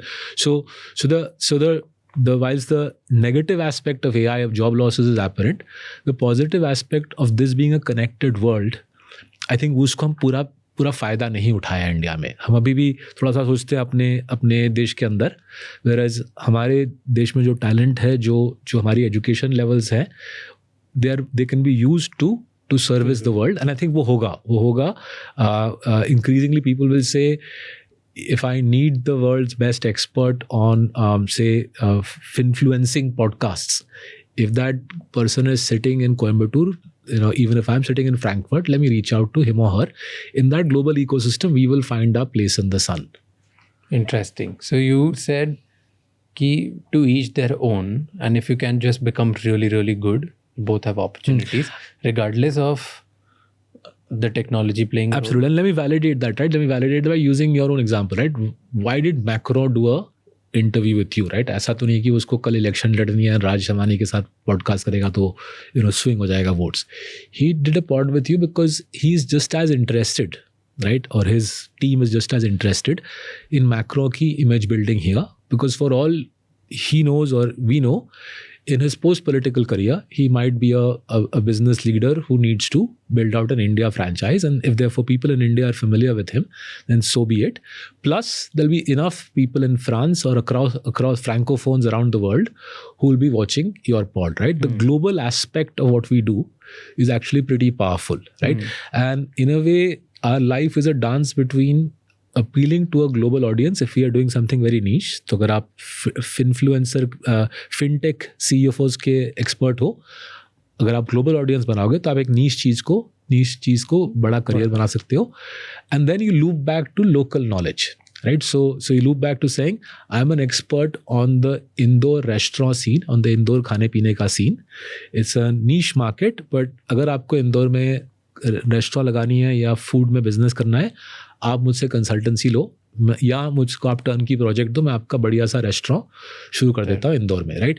तो दोनों खेल रिलेवेंट बन जाएंगे, but in neither of them will there be a boss to bless you saying यार तेरा ये प्रमोशन, ये तेरी वीपी, ये तेरी साइड, ये car park spot. A lot of this is about making career decisions by yourself, accumulating knowledge, relationships, contacts, and then just the steady grinding over the years of building a franchise. Have you seen any country जहाँ पे ये polarization हुआ और middle class almost break होने लग गई, middle class टूटने लग गया and middle class के पैसे कम होने लग गए, अगर उन्होंने कुछ नहीं किया. लेकिन in hindsight if you look at, वो भी इस दौरान से गए और एक कंट्री ने बहुत अच्छा किया और एक कंट्री ने बहुत बुरा किया. सो देखिए, दो कंट्री जहाँ पे मिडिल क्लास की पिटाई ज़बरदस्त हुई है जो बहुत क्लियरली दिखता है, यूके एंड यूएसए, राइट? तो दोनों देशों में polarisation between mid 80s to रफली 2015 ज़बरदस्त हुई, right? I saw it in UK myself. My parents migrated to UK in 91. We lived in one of the outer suburbs of London. तो वहाँ पे सारे ये कॉल सेंटर्स थे, जो ब्रिटिश इंश्योरेंस कंपनीज थे उनके कॉल सेंटर थे. लोग अपना क्लेम के लिए वहाँ पे फ़ोन करते थे. सो 90 में जब हम पहुँचे, there was a decent suburban town. By 2001 वो सारे call centre jobs India outsourced हो गए. By 2008 when I left that small suburb of London, वो सारे बिल्डिंग खाली हो गए क्योंकि वो सारे जॉब्स इंडिया आ गए, गुड़गांव, Bangalore आ गए, right? And because for those British companies it was far cheaper to employ a caller in India than having a British person, right? And if I go back to that town in England where I grew up, अभी काफ़ी bad scene है, right? वो buildings are derelict, town center पूरा बर्बाद हो गया, पूरा wrecked हो गया है, right? Used to be a lovely shopping mall, high street थे, nice दुकान थे, restaurant थे. अभी मतलब रात को 8 बजे के बाद जाने में डर लगता है. Drug dealers घूमते हैं, crime आ गया, etc. Right? So, and this is not some some godforsaken part of the UK. This is a suburb of London, right?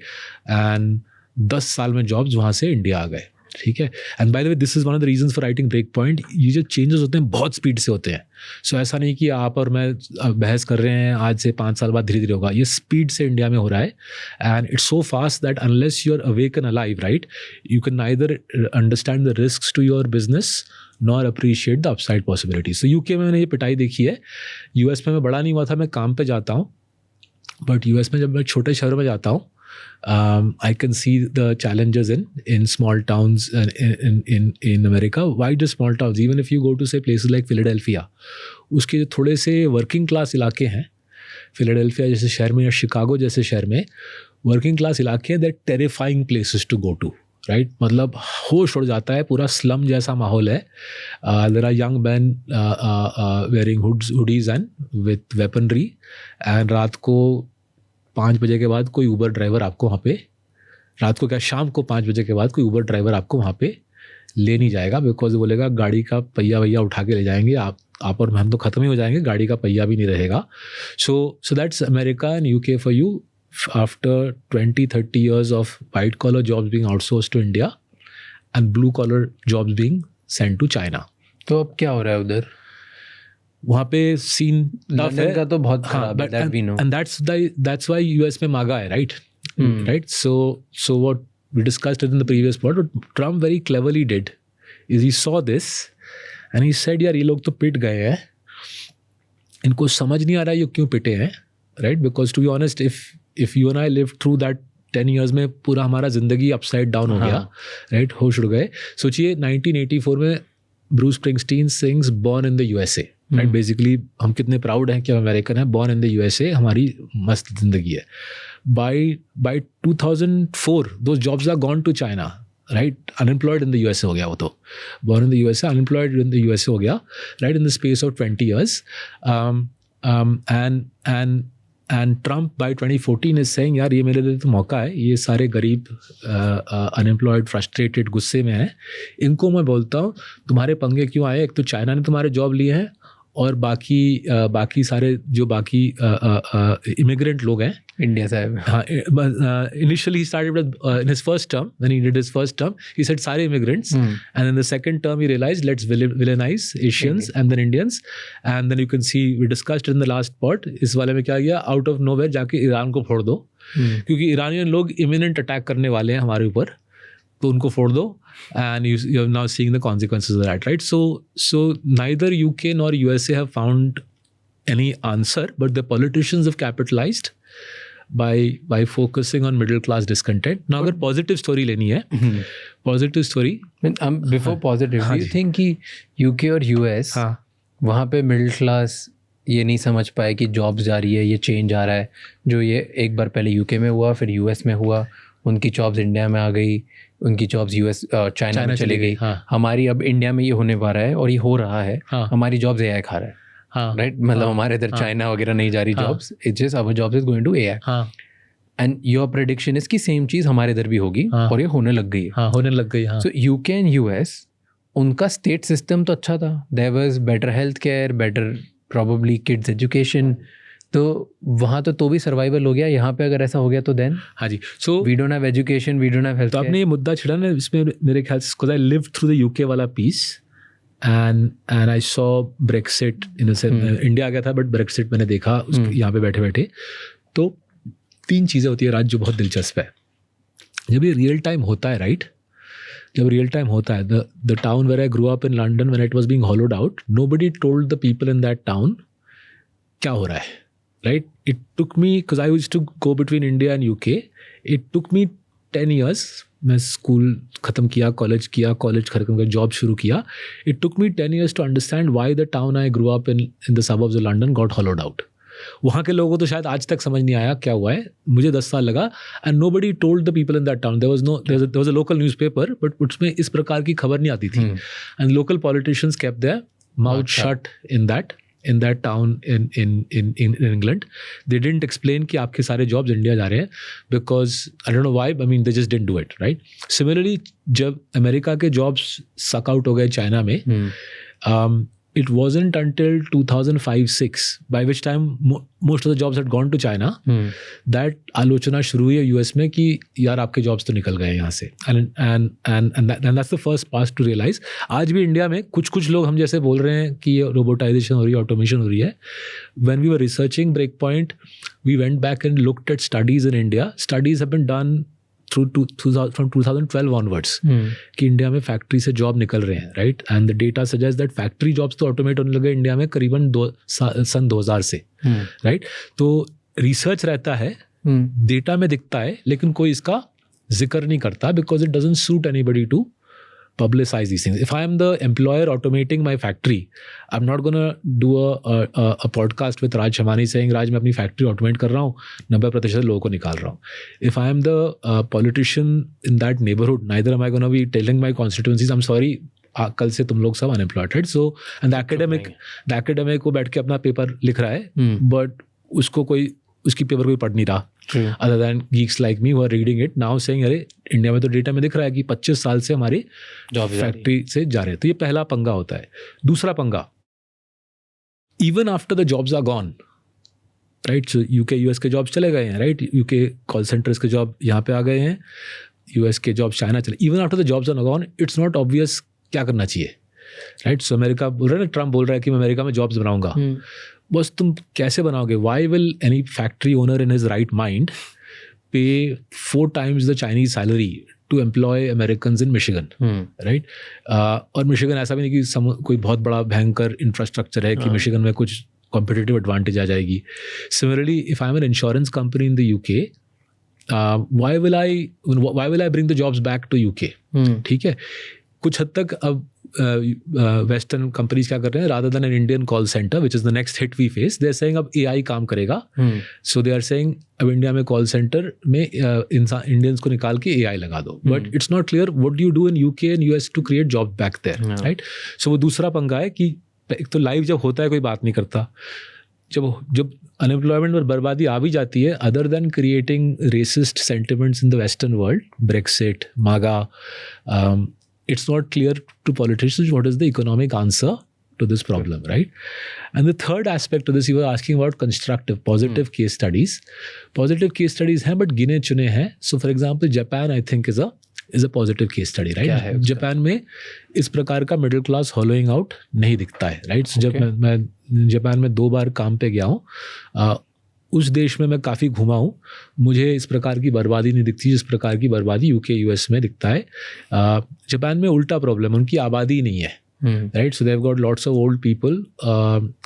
Their population hasn't grown I think for 20-25 years. I think सरकार कोई incentive भी दे रही है कि तुम कुछ बच्चे पैदा करो, राइट? आई थिंक कोरिया में भी इंसेंटिव मिल रहा है, जापान में मिल रहा है, शायद चाइना में भी मिलता है.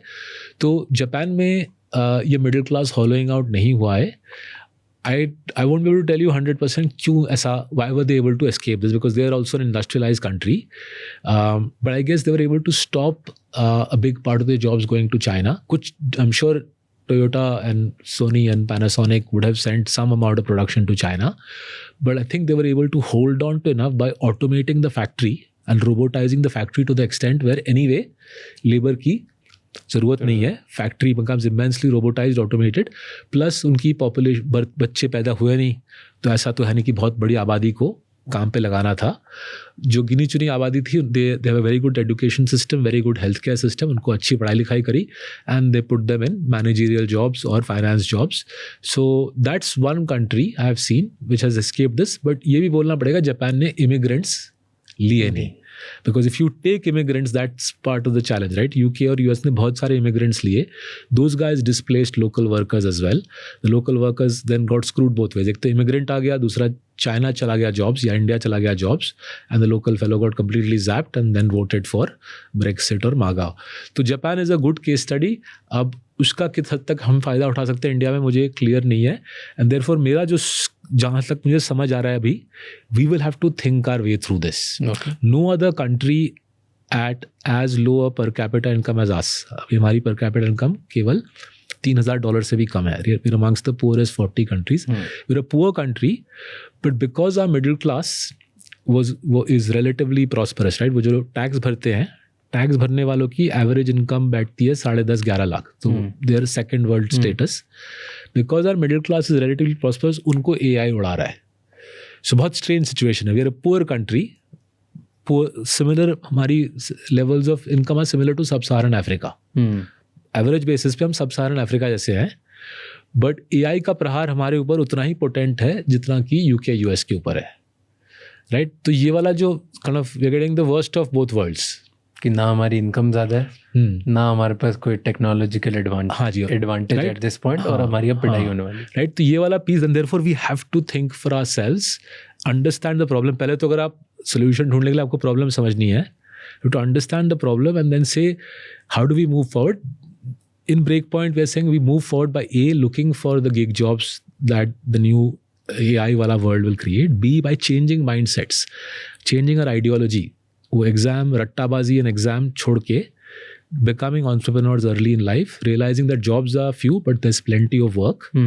Training our bachchas to be entrepreneurs rather than training our bachchas to be office workers, right? And then turning to सरकार and saying funding ecosystem बन रही है, आप प्लीज रूल्स और रेग्स फॉर स्मॉल बिजनेसेस हल्का कीजिए, जिससे पूरा एक एंटरप्रेन्योरियल बूम आए, एंड देन ग्रेजुअली परहैप्स ये लत उतरेगी 10 साल एग्जाम देने की. सो मोटा मोटी टुडे द प्रॉब्लम इज पढ़ाई से कुछ नहीं हो रहा है, जॉब्स है नहीं, बिजनेस करना अगर चाहते भी हो तो पता नहीं क्या करना है. And in that ecosystem जो कर रहा, जिसको समझ आ गया ये, वो तेजी से आगे बढ़ रहा है, right? And that's always the beautiful part of a free market economy, right? अगर दूसरे लोगों को मुद्दा समझ नहीं आ रहा है और आपको आ रहा है, आप अगर उस मुद्दे को समझ के आप उसका फायदा उठा सकते हो, तो बहुत all power to you. Would you say that young people, अब किसी को कॉलेज वाले नहीं जाना चाहिए? I think एडुकेशन ज़रूरत है, एडुकेशन की ज़रूरत है. Knowledge is all powerful in the modern world, right? Knowledge आपको भगवान बना सकता है इस दुनिया में. फॉर्मल क्रेडेंशियलिंग किस हद तक आपको आगे ले जाएगी, आई थिंक उस पर एक बहस होनी चाहिए. डेटा दिखा रहा है कि class 12 pass person does just fine in India. That makes a great deal of sense to me. So your point is कि पढ़ाई तो करते ही रहनी चाहिए, but in a specific specialised way. Degree विग्री लेने की कोई ज़रूरत नहीं है जो बहुत ज़्यादा फॉर्मल डिग्री है कि 10 साल. Let me validate this by pointing to you, right? आपने ये figuring out बनाया, right? You've created figuring out what 4 years ago, long before I wrote Breakpoint. You figured out that there is a need for someone to explain you figured out there's a need for someone to explain the world in simple language to the masses, right? तो India में 150-150 करोड़ की आबादी है. You figured out that if I can just explain the world to people, I can build a business for myself, right? Effectively, आपने intuition से समझ लिया कि country में एक need है और उसको fulfill करने वाले हो. So उसी प्रकार के और entrepreneurs चाहिए. All I'm doing is basically formalizing that intuition that you had. I'm saying जहाँ तक मुझे दिख रहा है, I can see the data is saying jobs नहीं है. जिसके पास जॉब है उसकी वेजेस की तबाही हो रही है. And I can see that social media is causing havoc because people are getting the wrong message from it. They're either getting deluded in some glamorous life, which is completely unaffordable, or in some financial sattabazi, which is a road to ruin. Right? The constructive aspect, the figuring out aspect of it, वो lost हो जा रहा है in this craze for glamour and quick money. Interesting. So, two things on this. One is, before I ask you my thing, which will start another discussion, tell me one of the craziest insights या कोई चीज़ जो आपने book बनाते time आपको पता चली. Some story or some the one insight. So there's a guy called Harshad Shah. उसने जुलाई 2025 में LinkedIn में एक पोस्ट डाला. So I put his post in the book, Harshad Shah का पोस्ट. हर्षद शाह के पोस्ट में उसने दिखाया कि entry level salary into a decent white collar job, right? Graduate की entry level salary into a decent white collar job साल में बेसिकली 2-2.5 लाख बैठती है, right? Construction worker in Bombay, Delhi, Bangalore working overtime साल में 5-6 लाख कमाता है, राइट? तो इस post went viral, but leaving aside इस पोस्ट गोइंग वायरल, मैं 2-3 दिन उसका पोस्ट को दिमाग से निकाल नहीं पाया. Because I know so many people inside my social circle जहाँ पे माँ बाप इतना मेहनत करते हैं, खर्चा करते हैं बच्चे को पढ़ाने में, and I know that 2-2.5 lakh 3 lakh is what you get as an entry level graduate in most Indian companies. In fact 20 साल पहले भी उतना ही मिलता था. 20 साल 22 साल 23 साल पहले I first came to Mumbai to build a business in 2004, तब भी इतना ही मिलता था. आज भी उतना ही मिलता है. एंड आज कंस्ट्रक्शन वर्कर को 5-6 लाख. इनफैक्ट मैं काफ़ी ऑटो रिक्शा ड्राइवर से पूछ रहा था कितना कमाते हैं. Most of the big cities in a country auto rickshaw driver earns 5-6-7 lakh साल का. तो वो काफ़ी मुझे तोड़फोड़ लगा. And in a way this is the break point, right? आप ब्रेनलेसली माइंडलेसली एक मोड पे लगे हुए हो, ग्रेजुएट कर तो जॉब ढूंढ, जब दिख रहा है बहुत डेटा में कि इसका कोई फ़ायदा नहीं है. बट देन इसमें ये स्क्यूड है डेटा. हाँ जी बोलिए. क्यों? स्क्यू इसलिए है डेटा ये क्योंकि एंट्री लेवल जॉब, एक कंस्ट्रक्शन वर्कर अगर एंट्री लेवल पे 5 लाख रुपए कमाता है साल के, हाँ जी, और कोई जॉब करने जाता है, मान लो एक इंजीनियर है या कोई भी XYZ पर्सन, वो 2.5-3 लाख में लगता है, तो जो 3 साल 4 साल 5 साल बाद जब जॉब के जब पैसे बढ़ते हैं, कंस्ट्रक्शन वर्कर तब भी उतना कमा रहा है. हाँ जी. इस इंसान की जॉब के पैसे बढ़ जाते हैं. So let's address that point. ठीक है, लवली पॉइंट. बिकॉज जो आपने ये मेंटल मॉडल बनाया, ये at a superficial level seductive है, एंड ये हम जैसे मिडिल क्लास लोग इस सपने से हम ऑफिस में मेहनत किए थ्रू आवर 20s. बट 10 साल में तो पैसे बढ़ते हैं ना, eventually people make money. But मैं आपको डेटा वाला स्टोरी देने का प्रयास करता हूँ. पहला चीज़ है कि अगेन बैक टू भारत सरकार का income tax data, that is showing that a typical middle class income tax filer, middle class defined as 5 lakh से 1 करोड़ कमाने वाले, एवरेज फाइलर की कमाई है 10.5 lakh. Right, average income tax filer की कमाई है 10.5 lakh. So therefore that youngster who graduates and gets a 2-3 lakh का job, if he ends up being the Indian average, करीबन somewhere around the 10-11 lakh point पहुंचेगा. ठीक है, remember to get to this point जहाँ पे उसको ग्रेजुएट लेवल जॉब मिली है, which Azim Premji University data is telling us 100 में से 3 को ही मिल रहा है ऐसी जॉब. राइट, जो मिल भी रहा है उसको 3 लाख की कमाई है. His parents have spend god knows for 21-22 years in that बच्चाज एजुकेशन. इतना मेहनत करके उन्होंने उसको एक बड़ा पाला पोसा है. 25,000 महीने की नौकरी. हाँ जी, right, 25,000, got it exactly. And then if he ends up being the average income taxpayer, he'll end up earning 10.5 lakh. ठीक है. Now let's go back to the construction worker.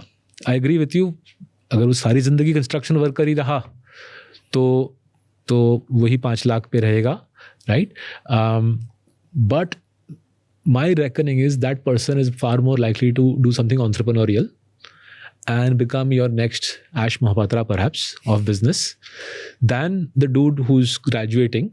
Because the graduate wala dude is self-selecting into a life of safety, structure, assured pay, bonus, promotion. Whereas the construction worker will say, यार मैं sir तोड़ के मेहनत कर रहा हूँ, over time कमा के 5-5.5 कमा रहा हूँ, बट ये सरिया लगा रहा हूँ, ये सीमेंट डाल रहा हूँ, ये पाइप डाल रहा हूँ. What sort of can I become a middleman? Can I become a contractor? So the people who refurbished my first house, and I'm going to tell you the story. The guy who refurbished or decorated my first flat, which I bought in Bombay in 2008, I bumped into him on the street 2 weeks ago. He's now running his proper firm with 10 workers. वो हमारे पवई में at any point in time 3-4 लोगों के flats redecorate कर रहा है. His son is working for the Big Four. His daughter is an airline pilot. एक daughter airline pilot है और तीसरी daughter fashion design. तीसरा बच्चा फैशन डिज़ाइन पढ़ रहा है, right. So he was, and before he decorated my flat he was just a regular dude working for someone else doing up painting and painting for flats in Powai. So he moved from being a painter to hiring 2-3 people to do my flat up, and now he runs a proper firm. कल हमारे local shopping mall में उसका छोटा सा एक दुकान है और उसके बच्चे Big 4 airline pilot fashion design. So I think that's where I think we need to reimagine कि बॉस ये जॉब करके ऊपर जाना से इससे the probabilities are far higher you'll rise by buying self-employed. I appreciate that the data currently shows that the self-employed people are earning far less than the salaried workers, but I think salaried workers का real wage growth I think tough रहेगा because technology will put more and more pressure, whereas the self-employed, the SME, as provided that person is entrepreneurial, उसकी आगे बढ़ने की क्षमता ज़्यादा है. Interesting. Okay, ये सब बहुत नेगेटिव बातें हो गई. अरे पॉजिटिव हो रहा है ना, राइट. इफ यूर बहुत डर लिया. If you're an SME, if you're an entrepreneurial person, positive ही पॉजिटिव है. लेकिन तुम धंधे वाले हो, बिजनेस बना रहे हो तो बढ़िया है तुम्हारा. So back to my childhood, I thought growing up business वाले रात को स्कॉच पीते हैं और दिन को ब्लैक मनी संभालते हैं. वो चेंज हो गया अब. वो चेंज हो गया. मैं यार मुझे तो yourself a business owner now. मैं दिन को वाइट संभाल रहा हूँ और रात को मैं जूस पी रहा हूँ. Okay, so tell me now, based on your experience and the data that you're collecting and everything that you're seeing now, plus जितना market में आप देख रहे हो globally, कहाँ पे you see 5-6 businesses which are going to be an opportunity?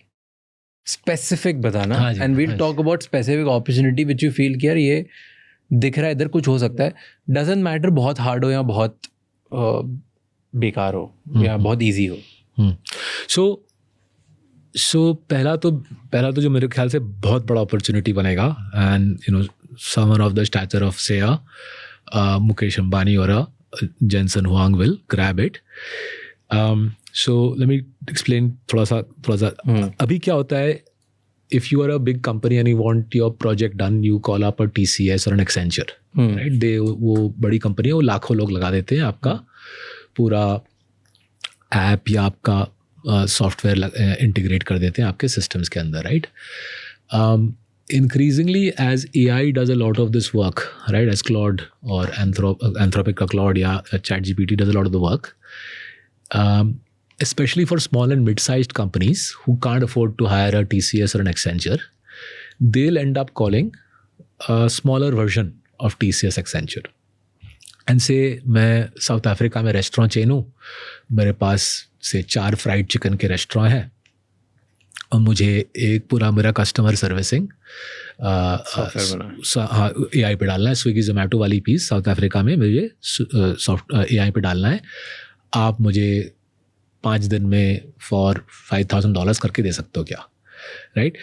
Now I think more likely than not, an Indian company should emerge, and that company doesn't even have to have employees. They'll just take the project and they'll have a network of gig workers on their books like Uber, and they'll say किसको करना है, 5 दिन का है, इतना दे रहा हूँ. शायद अगर $5,000 साउथ अफ्रीका दे रहा है, शायद ये कंपनी $2,000 देगा and $3,000 अपने लिए रख लेगा, right?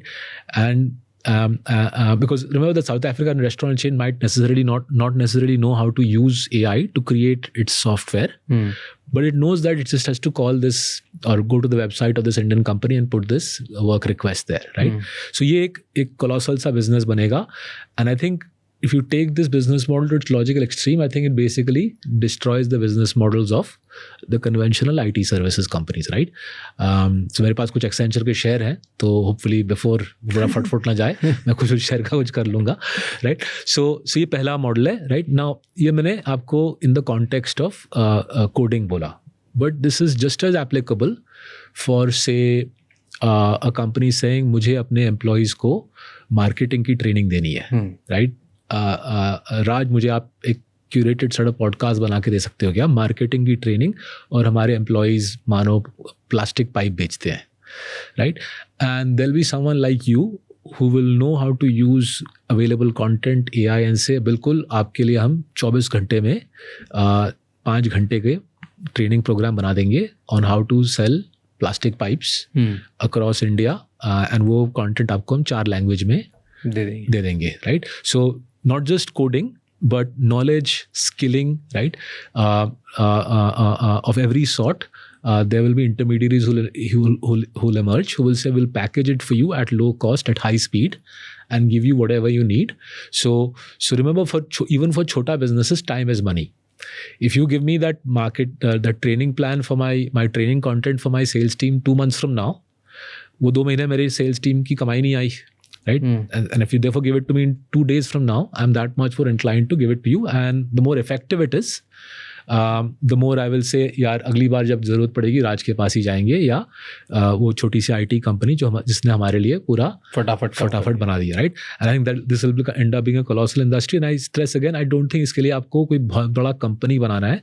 You just have to build a system where you sit at the heart of a network of content or content creators, and you are booking the order, getting it done, getting the work out, right? तो ये एक बड़ा सा industry बनेगा, and a lot of the gig jobs will evolve around this. So basically सोचो स्विगी जोमेटो या उबर, this is Uber for white collar work, right? This is Uber for white collar work, and this can also, जैसे अभी काफ़ी सारे advertisements मुझे दिखते हैं India में भी बाहर, जो पूरा का पूरा एडवर्ट AI ने बनाया है, राइट? तो उसमें जो मॉडल है वो भी AI है, लाइटिंग भी ऑटोमेटिक है. So you can imagine the whole media houses of the future will be basically AI houses, right? And they'll specialize in maybe by product segment.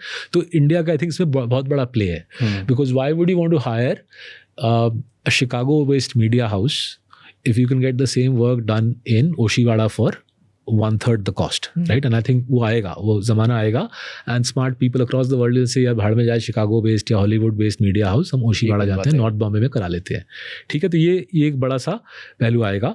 Now इसका next leg होगा using AI to create original content, using the whole world of knowledge to create original content, original constructs, original intellectual property. Right, यहाँ पे I think China ने बढ़िया काम किया है. Right, so China done in the last 10 years is got the universities to spend a lot of money, go and do बराबरी with America on intellectual property. सो उदाहरण देता हूँ, बायोटेक की जो दवाई है, हाफ द बायोटेक दवाई इन the world is now new दवाई, ब्रांड न्यू दवाई comes from China.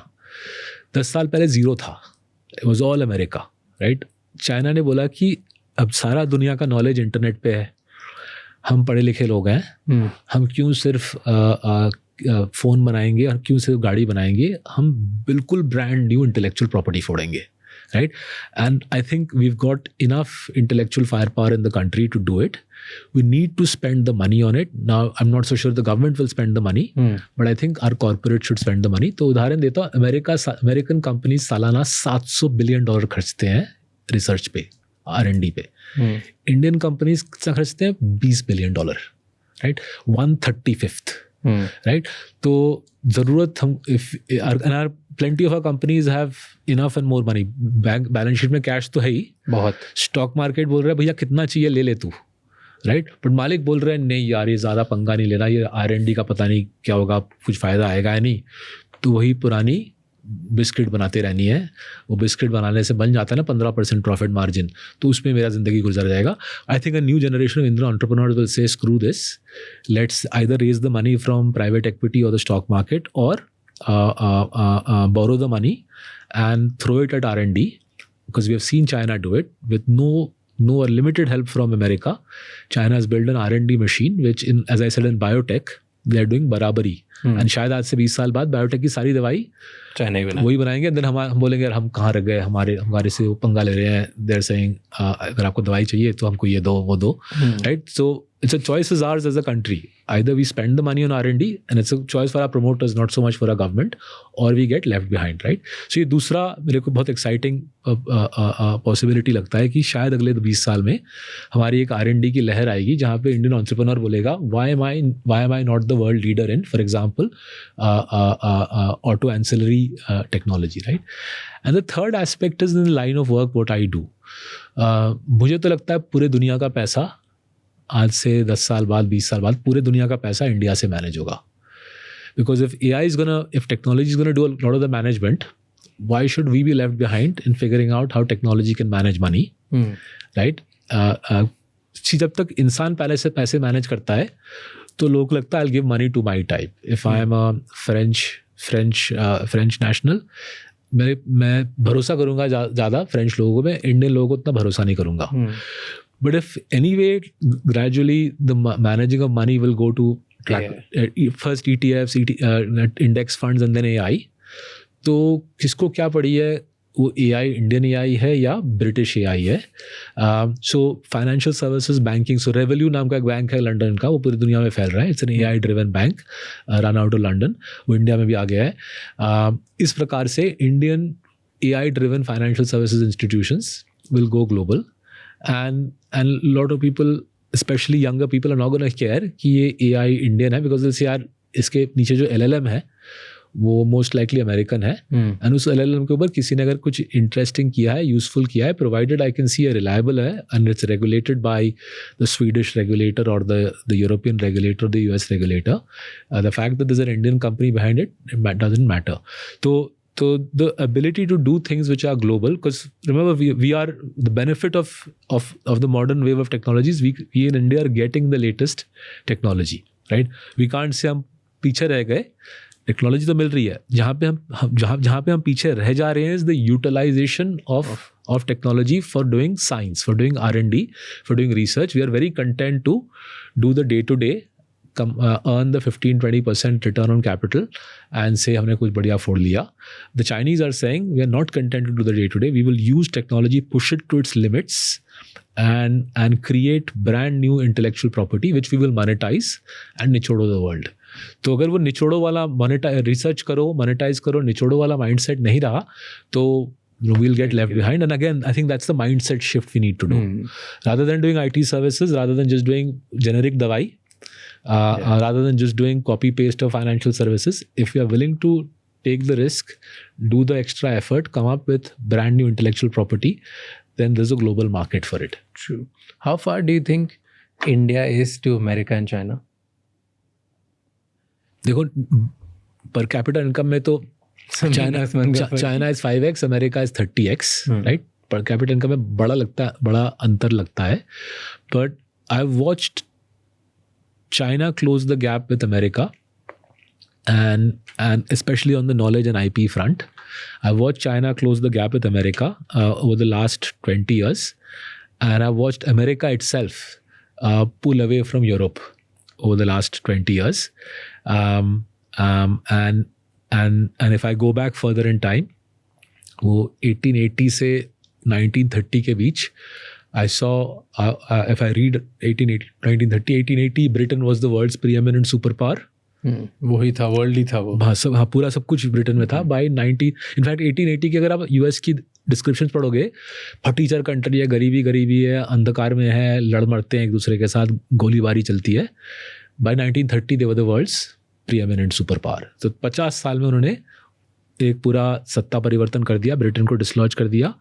And then over the last 20 years, China in 2004 was nothing, right? उनको बस basically they were a sweatshop for American jobs.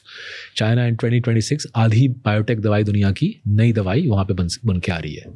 तो India, do you think if you compare जो 1800s का America and 2004 का China, उन लोगों ने जो चीज़ें सही करी थी, क्या इंडिया भी उसी लेवल की कुछ चीज़ें सही कर रहा है? So I'll give you the good answer. कुछ चीज़ें हम सही कर रहे हैं, कुछ चीज़ें जहाँ तक मुझे समझ आ रहा है गलत कर रहे हैं. So let's quickly discuss the positive चीज़ें हम जो कर रहे हैं.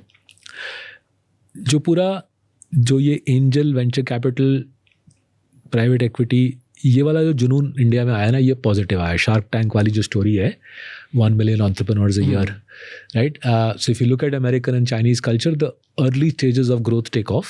ऐसा culture चाहिए, because these are ultimately ये entrepreneurs जो हैं, स्टार्टअप्स में पैसे लगाओ. हाँ, ये स्टार्टअप्स में पैसे लगाओ.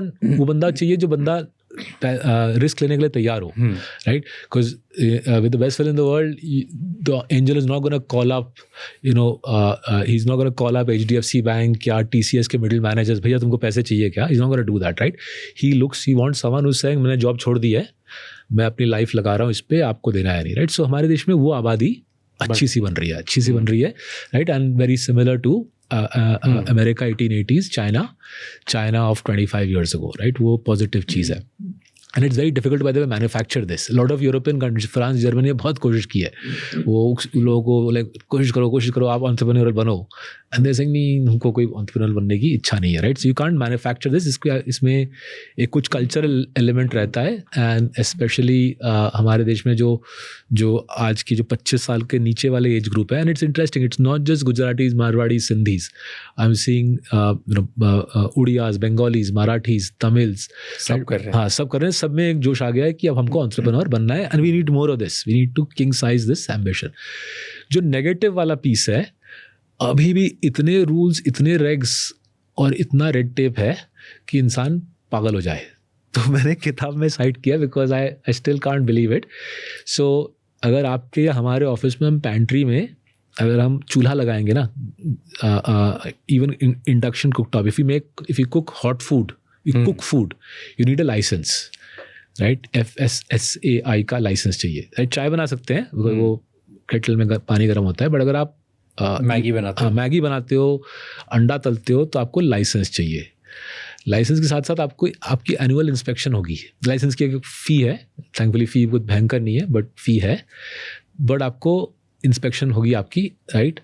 फिर अगर आपने चिलर डाला, मतलब नॉट द फ्रिज, बट अगर आपने चिलर डाला जहाँ पे कोल्ड ड्रिंक्स हो, आपके ऑफिस के स्टाफ कोल्ड ड्रिंक्स देख के खोल के पिए, उसके लिए भी लाइसेंस अलग से है, राइट. वो कुछ लाइसेंस स्टेट गवर्नमेंट देती है, कुछ सेंटर देती है, मतलब FSSAI देता है.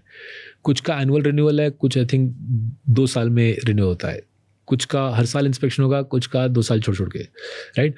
तो हमने डिसाइड किया यार हम ऐसा कुछ सरदर्दी चाहिए ही नहीं. सो वी डिसाइडेड जो भी खाना किसी को ऑर्डर करना है आप स्विगी जोमेटो कर लो. नाउ इसमें नुकसान क्या है? Somebody could have easily got a job in millions of chota firms like Marcellus, being cooking in the kitchen, cooking Maggi, making anda toast in the morning, right? तो वो jobs नहीं बनेंगी because इस प्रकार के crazy rules हैं. अब इससे किसका भला हो रहा है मुझे समझ नहीं आ रही है. तो अगर भारत सरकार का कोई सुन रहा है तो प्लीज़ इस प्रकार के फालतू रूल्स आप उड़ा दीजिए, because these are the rules which kill jobs. तो हमारी किताब में हमने साइट किया है, this a portfolio company of ours, famous portfolio company का नाम नहीं लेता बिकॉज उनके लिए फालतू में सरदर्दी क्रिएट हो जाएगी. नोएडा में हेडक्वार्टर्ड है. सो दे वर क्रिएटेड इन 1995 एंड अब बड़े कंपनी बन गए हैं, billions of dollars market cap है. But the founder was telling me when he created the firm in 95, around the year 2000, because Noida is part of UP. तो UP के एक inspector आए, तो ये said आपके यहाँ पे स्पिटून कहाँ पे है? तो ये said स्पिटून नहीं, यहाँ पे हमारा थूकता नहीं है, तो मैंने स्पिटून नहीं लगाई. तो इसे तो वायलेशन हो गया. कोई भी वर्क प्लेस में स्पिटून होनी चाहिए, मतलब थूकने की जगह होनी चाहिए. सो इंडिया में लॉ है कि फैक्ट्री या वर्क प्लेस में you have to have a place for people to spit. और कोई अगर खाता ही नहीं हमारे यहाँ पान मसाला तो नहीं, वो तो लॉ में लिखा नहीं हुआ ना. तो आपने स्पिटून नहीं बनाया तो he had to pay up a small fine, right.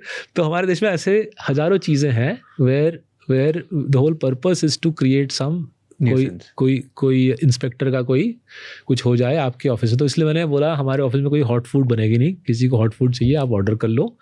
हम लोग अगर खुद बनाते हो तो नहीं, वो उसके लिए मेरे पास लाइसेंस नहीं है बॉस. हम वैसे कुछ नहीं बना सकते. माइक्रोवेव में खाना गर्म कर लो. हमारा एक वेज माइक्रोवेव है, एक नॉन वेज माइक्रोवेव है. खाना गर्म कर लो. चाय बनाने का केटल है. But I don't want the सरदर्दी of inspector coming in saying आपके यहाँ पे खाना बन रहा है, लाइसेंस कहाँ पे है, right. So we need, you ask me for the positive. ये बकवास अमेरिका में 1880 में नहीं था. टू बी फेयर शायद आज भी नहीं है. I did a podcast with Sagar Wow Momos. उन्होंने बताया कि इंडिया में गन लेने के लिए कम लाइसेंसेस लगते हैं, रेस्टोरेंट खोलने के लिए ज़्यादा लगते हैं.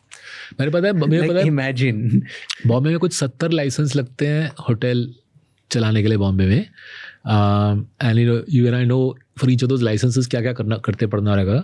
सो unless you are a big guy, Taj और ओबेरॉय, राइट, इंडियन होटल्स या ऐसे लोग, for a regular joe to start a 3-star hotel in Bombay 60-70 licence, I immediately know what that means. Restaurant के लिए लगते हैं इतने, होटल बोल रहा बड़ा. तो इसलिए कोई खोलता नहीं है. इसीलिए जो खोलता है वो फिर अदर वे राउंड अपनाता है कि भाई जब होगा देख लेना. And then we question, then we ask यार जॉब्स क्यों नहीं बन रहे. बिकॉज अगर आप होटल खोलना, 3-star होटल खोलना इतना डिफिकल्ट कर दोगे, not only that does that mean shortage of 3-star hotels, which means 3-star hotel के भी रूम रेट्स हैं $100-200, राइट, 7,000-8,100. जहाँ पे हमारी ऑफिस है अंधेरी ईस्ट में, comfortably $100 a night is a 3-star hotel. 3-star hotel 9,400 रुपये हो जाएगा. तो and that is Andheri East, right? Which whilst I love the place because my office is there, it's not BKC. BKC में 3-star hotel है ही नहीं, I think. हाँ, BKC में सिर्फ 5-star होटल है. ठीक है. तो we want the world to come and do business. We want to be competitive. But hey, if you are a business traveler and you want to stay for less than $100 a night, I'm sorry, ये हो नहीं पाएगा आपसे. आप सड़क पे late जाइए या एयरपोर्ट के बाहर लेट जाइए. भले ही जॉब ना क्रिएट हो, but that's the way it will be. This sort of nonsense is what screws us. तो किताब में मैंने काफ़ी क्रॉस कंट्री डेटा दिया है कि इंडिया में ज़मीन का कॉस्ट, वियतनाम में ज़मीन का कॉस्ट 40% कम है. वियतनाम में ज़मीन का कॉस्ट 40% कम है. In states like Maharashtra and Gujarat, industrial land का cost is almost same as Western Europe, right? So Vietnam में ज़मीन का cost 40-50% कम है, right? Because वहाँ का नेता अलग अलग रूल बना के ज़मीन के cost को बढ़ाता नहीं, रैम्प नहीं कर रहा. They figured out that if the ज़मीन इज सस्ता देन फैक्ट्री लगेगी, जॉब्स बनेगी, पैसे बनेंगे, उसमें से हम कुछ कमा लेंगे. Cost of working capital, right, cost of working capital चलो यूएस में 3% है, बट वो तो चलो अमीर देश है. चाइना में 3% है, चलो वो तो बड़ा देश है. वियतनाम में भी 3% है. हमारे देश में 11-12% के कम में वर्किंग कैपिटल आपको मिलेगी नहीं. तो आप अगर आप rules on regs, cost of land, cost of working capital, if you can address that, combine that with this 1 million entrepreneurs a year, right, तो सोचो क्या क्या बन सकता है, right. So that's why in 1991 BS Naipaul wrote India a million mutinies now. मैं तब class 9-10 में था, मैंने पढ़ाया, मेरा देश में इतना गुस्सा है मुझे पता नहीं था. पता चला कि लोग मिलियन म्यूटिनी, मतलब सबको आगे बढ़ना है. And everybody was dam angry 1990, 1991. He was what the hell, why can't I move forward? Then Manmohan Singh ji and PV Narasimha Rao, they opened up the country 91. अब हमको क्या चाहिए? मिलियन एंटरप्रेन्योर्स हर साल बन रहे हैं. Those million entrepreneurs are saying give us less red tape, give us cheaper capital, give us cheaper land. हम क्या क्या कर सकते हैं, लोगों के लिए जॉब बना सकते हैं, देश को आगे ले जा सकते हैं. वो चीज़ हम कर नहीं रहे हैं. Interesting. Well, cheaper capital is always a question of entrepreneur ना. चीपर कैपिटल से बहुत कुछ हो सकता है. अब चीपर कैपिटल आई विश हम हमारा पॉडकास्ट से बना सकते हैं, बट वो चीज़ एक बना नहीं सकते. बहुत सारी चीज़ें. I was speaking to somebody, I think I forgot. I can't remind. एक तो मैं रोज इतने लोगों से बात करता हूँ, मुझे दिमाग में अच्छी बात है, इनसाइड मिक्स हो जाती है कि इन्होंने क्या बोला था, उन्होंने क्या बोला था. गुड थिंग मिस हो जाता है. Like I remember the good thing. And उन्होंने बोला था कि कॉस्ट ऑफ कैपिटल अगर कम कर देते हो तुम, तो बहुत सारी अर्थव्यवस्था देश की अप डाउन हो जाती है. ऐसा नहीं है कि आप सिर्फ कॉस्ट ऑफ कैपिटल कम कर सकते हो. It's a big deal, right, because आज के डेट में देखिए, अगर बॉम्बे के बॉन्ड मार्केट में देखिए, Andhra Pradesh state government, Andhra Pradesh is a decent state, Andhra Pradesh state government 8% में पैसा बोरो कर रही है बॉम्बे के बॉन्ड मार्केट में. तो सोचिए अगर छोटा कंपनी हो, तो अगर सरकार मतलब स्टेट गवर्नमेंट 8 पे ले रही है, वो तो 12-13 पे लेगा, 12-13 पे वो लेगा, वियतनामीज 3 पे ले रहा है, 4 पे ले रहा है, तो कम्पीट कैसे करेगा. तो now somebody has to go and tell our सरकार, सेंट्रल एंड स्टेट की कम बोरो करो. सरकार बोले कम बोरो करो, तब मैं प्रोजेक्ट कैसे करूँगा, प्रोजेक्ट्स नहीं करूँगा तो मेरी अहमियत कहाँ से आएगी, राइट. तो डीप मुद्दा है. I don't have an easy answer. So but you ask me what is the chance that we will pull off up China और USA. चांस है, बिकॉज हमारी एंटरप्रेन्योरशिप वाली स्टोरी सॉलिड है. बहुत सारा डेटा है कि सॉलिड स्टोरी है, पैसे भी मिल रहे हैं, इक्विटी फंडिंग डिसेंट मिल रही है. प्रॉब्लम है लॉट्स ऑफ रूल्स एंड रेग्स, महंगी ज़मीन और महंगी वर्किंग कैपिटल, राइट. अगर इन तीनों बाधाओं में से एक को भी तोड़ दें, रूल्स एंड रेग्स. 1.5 साल पहले बजट में, February 25 के बजट में निर्मला जी ने बोला था कि कमेटी बिठाई जाएगी रूल्स एंड रेग्स हटाने के लिए. अब तक कुछ खास खबर आई नहीं है. तो होपफुली अगर वो कमेटी काम पे है, शीघ्र ही वो काम खत्म करे और रूल्स और रेग्स घटा दे. कॉस्ट ऑफ कैपिटल कम कर दो, हम रूल्स रेगुलेशन ले लेंगे. ठीक है, fair enough. So that's a fair trade off. जमीन भी महंगी ले लेंगे, कॉस्ट ऑफ कैपिटल. हां, that's the Sindhi businessman speaking. पैसा सस्ता हो जाए, बहुत कुछ कर लेंगे. बाकी सब निपट लेंगे. Well, thank you so much. My pleasure. Thank you once again. मजा आया आपसे बात करके. It's always a pleasure to talk to you. Thank you Raj. Thank you so much ये एपिसोड एंड तक देखने के लिए. अब आपको 3 चीज़ें करनी है. नंबर 1, अभी के अभी इस चैनल को सब्सक्राइब कर लो, क्योंकि जितना आप सब्सक्राइब करेंगे उतने ही वैल्यूबल और बेहतर गेस्ट हम आपके लिए ला पाएंगे. नंबर 2, अभी कमेंट्स में मुझे बताओ कि इस एपिसोड से आपको क्या सीखने को मिला, और अगला ऐसा कौन सा गेस्ट है जो आप चाहते हो जिनको हम इधर बुलाएं एंड उनसे हम इंसाइटफुल बातें करें, ताकि आप एक बेहतर इंसान बन सकें. एंड नंबर 3, ये एपिसोड किसी एक इंसान के साथ ज़रूर शेयर करना, क्योंकि एक कॉन्वर्जेशन इनफ होती है किसी की पूरी लाइफ चेंज करने के लिए. I will see you next time. Until then, keep figuring out.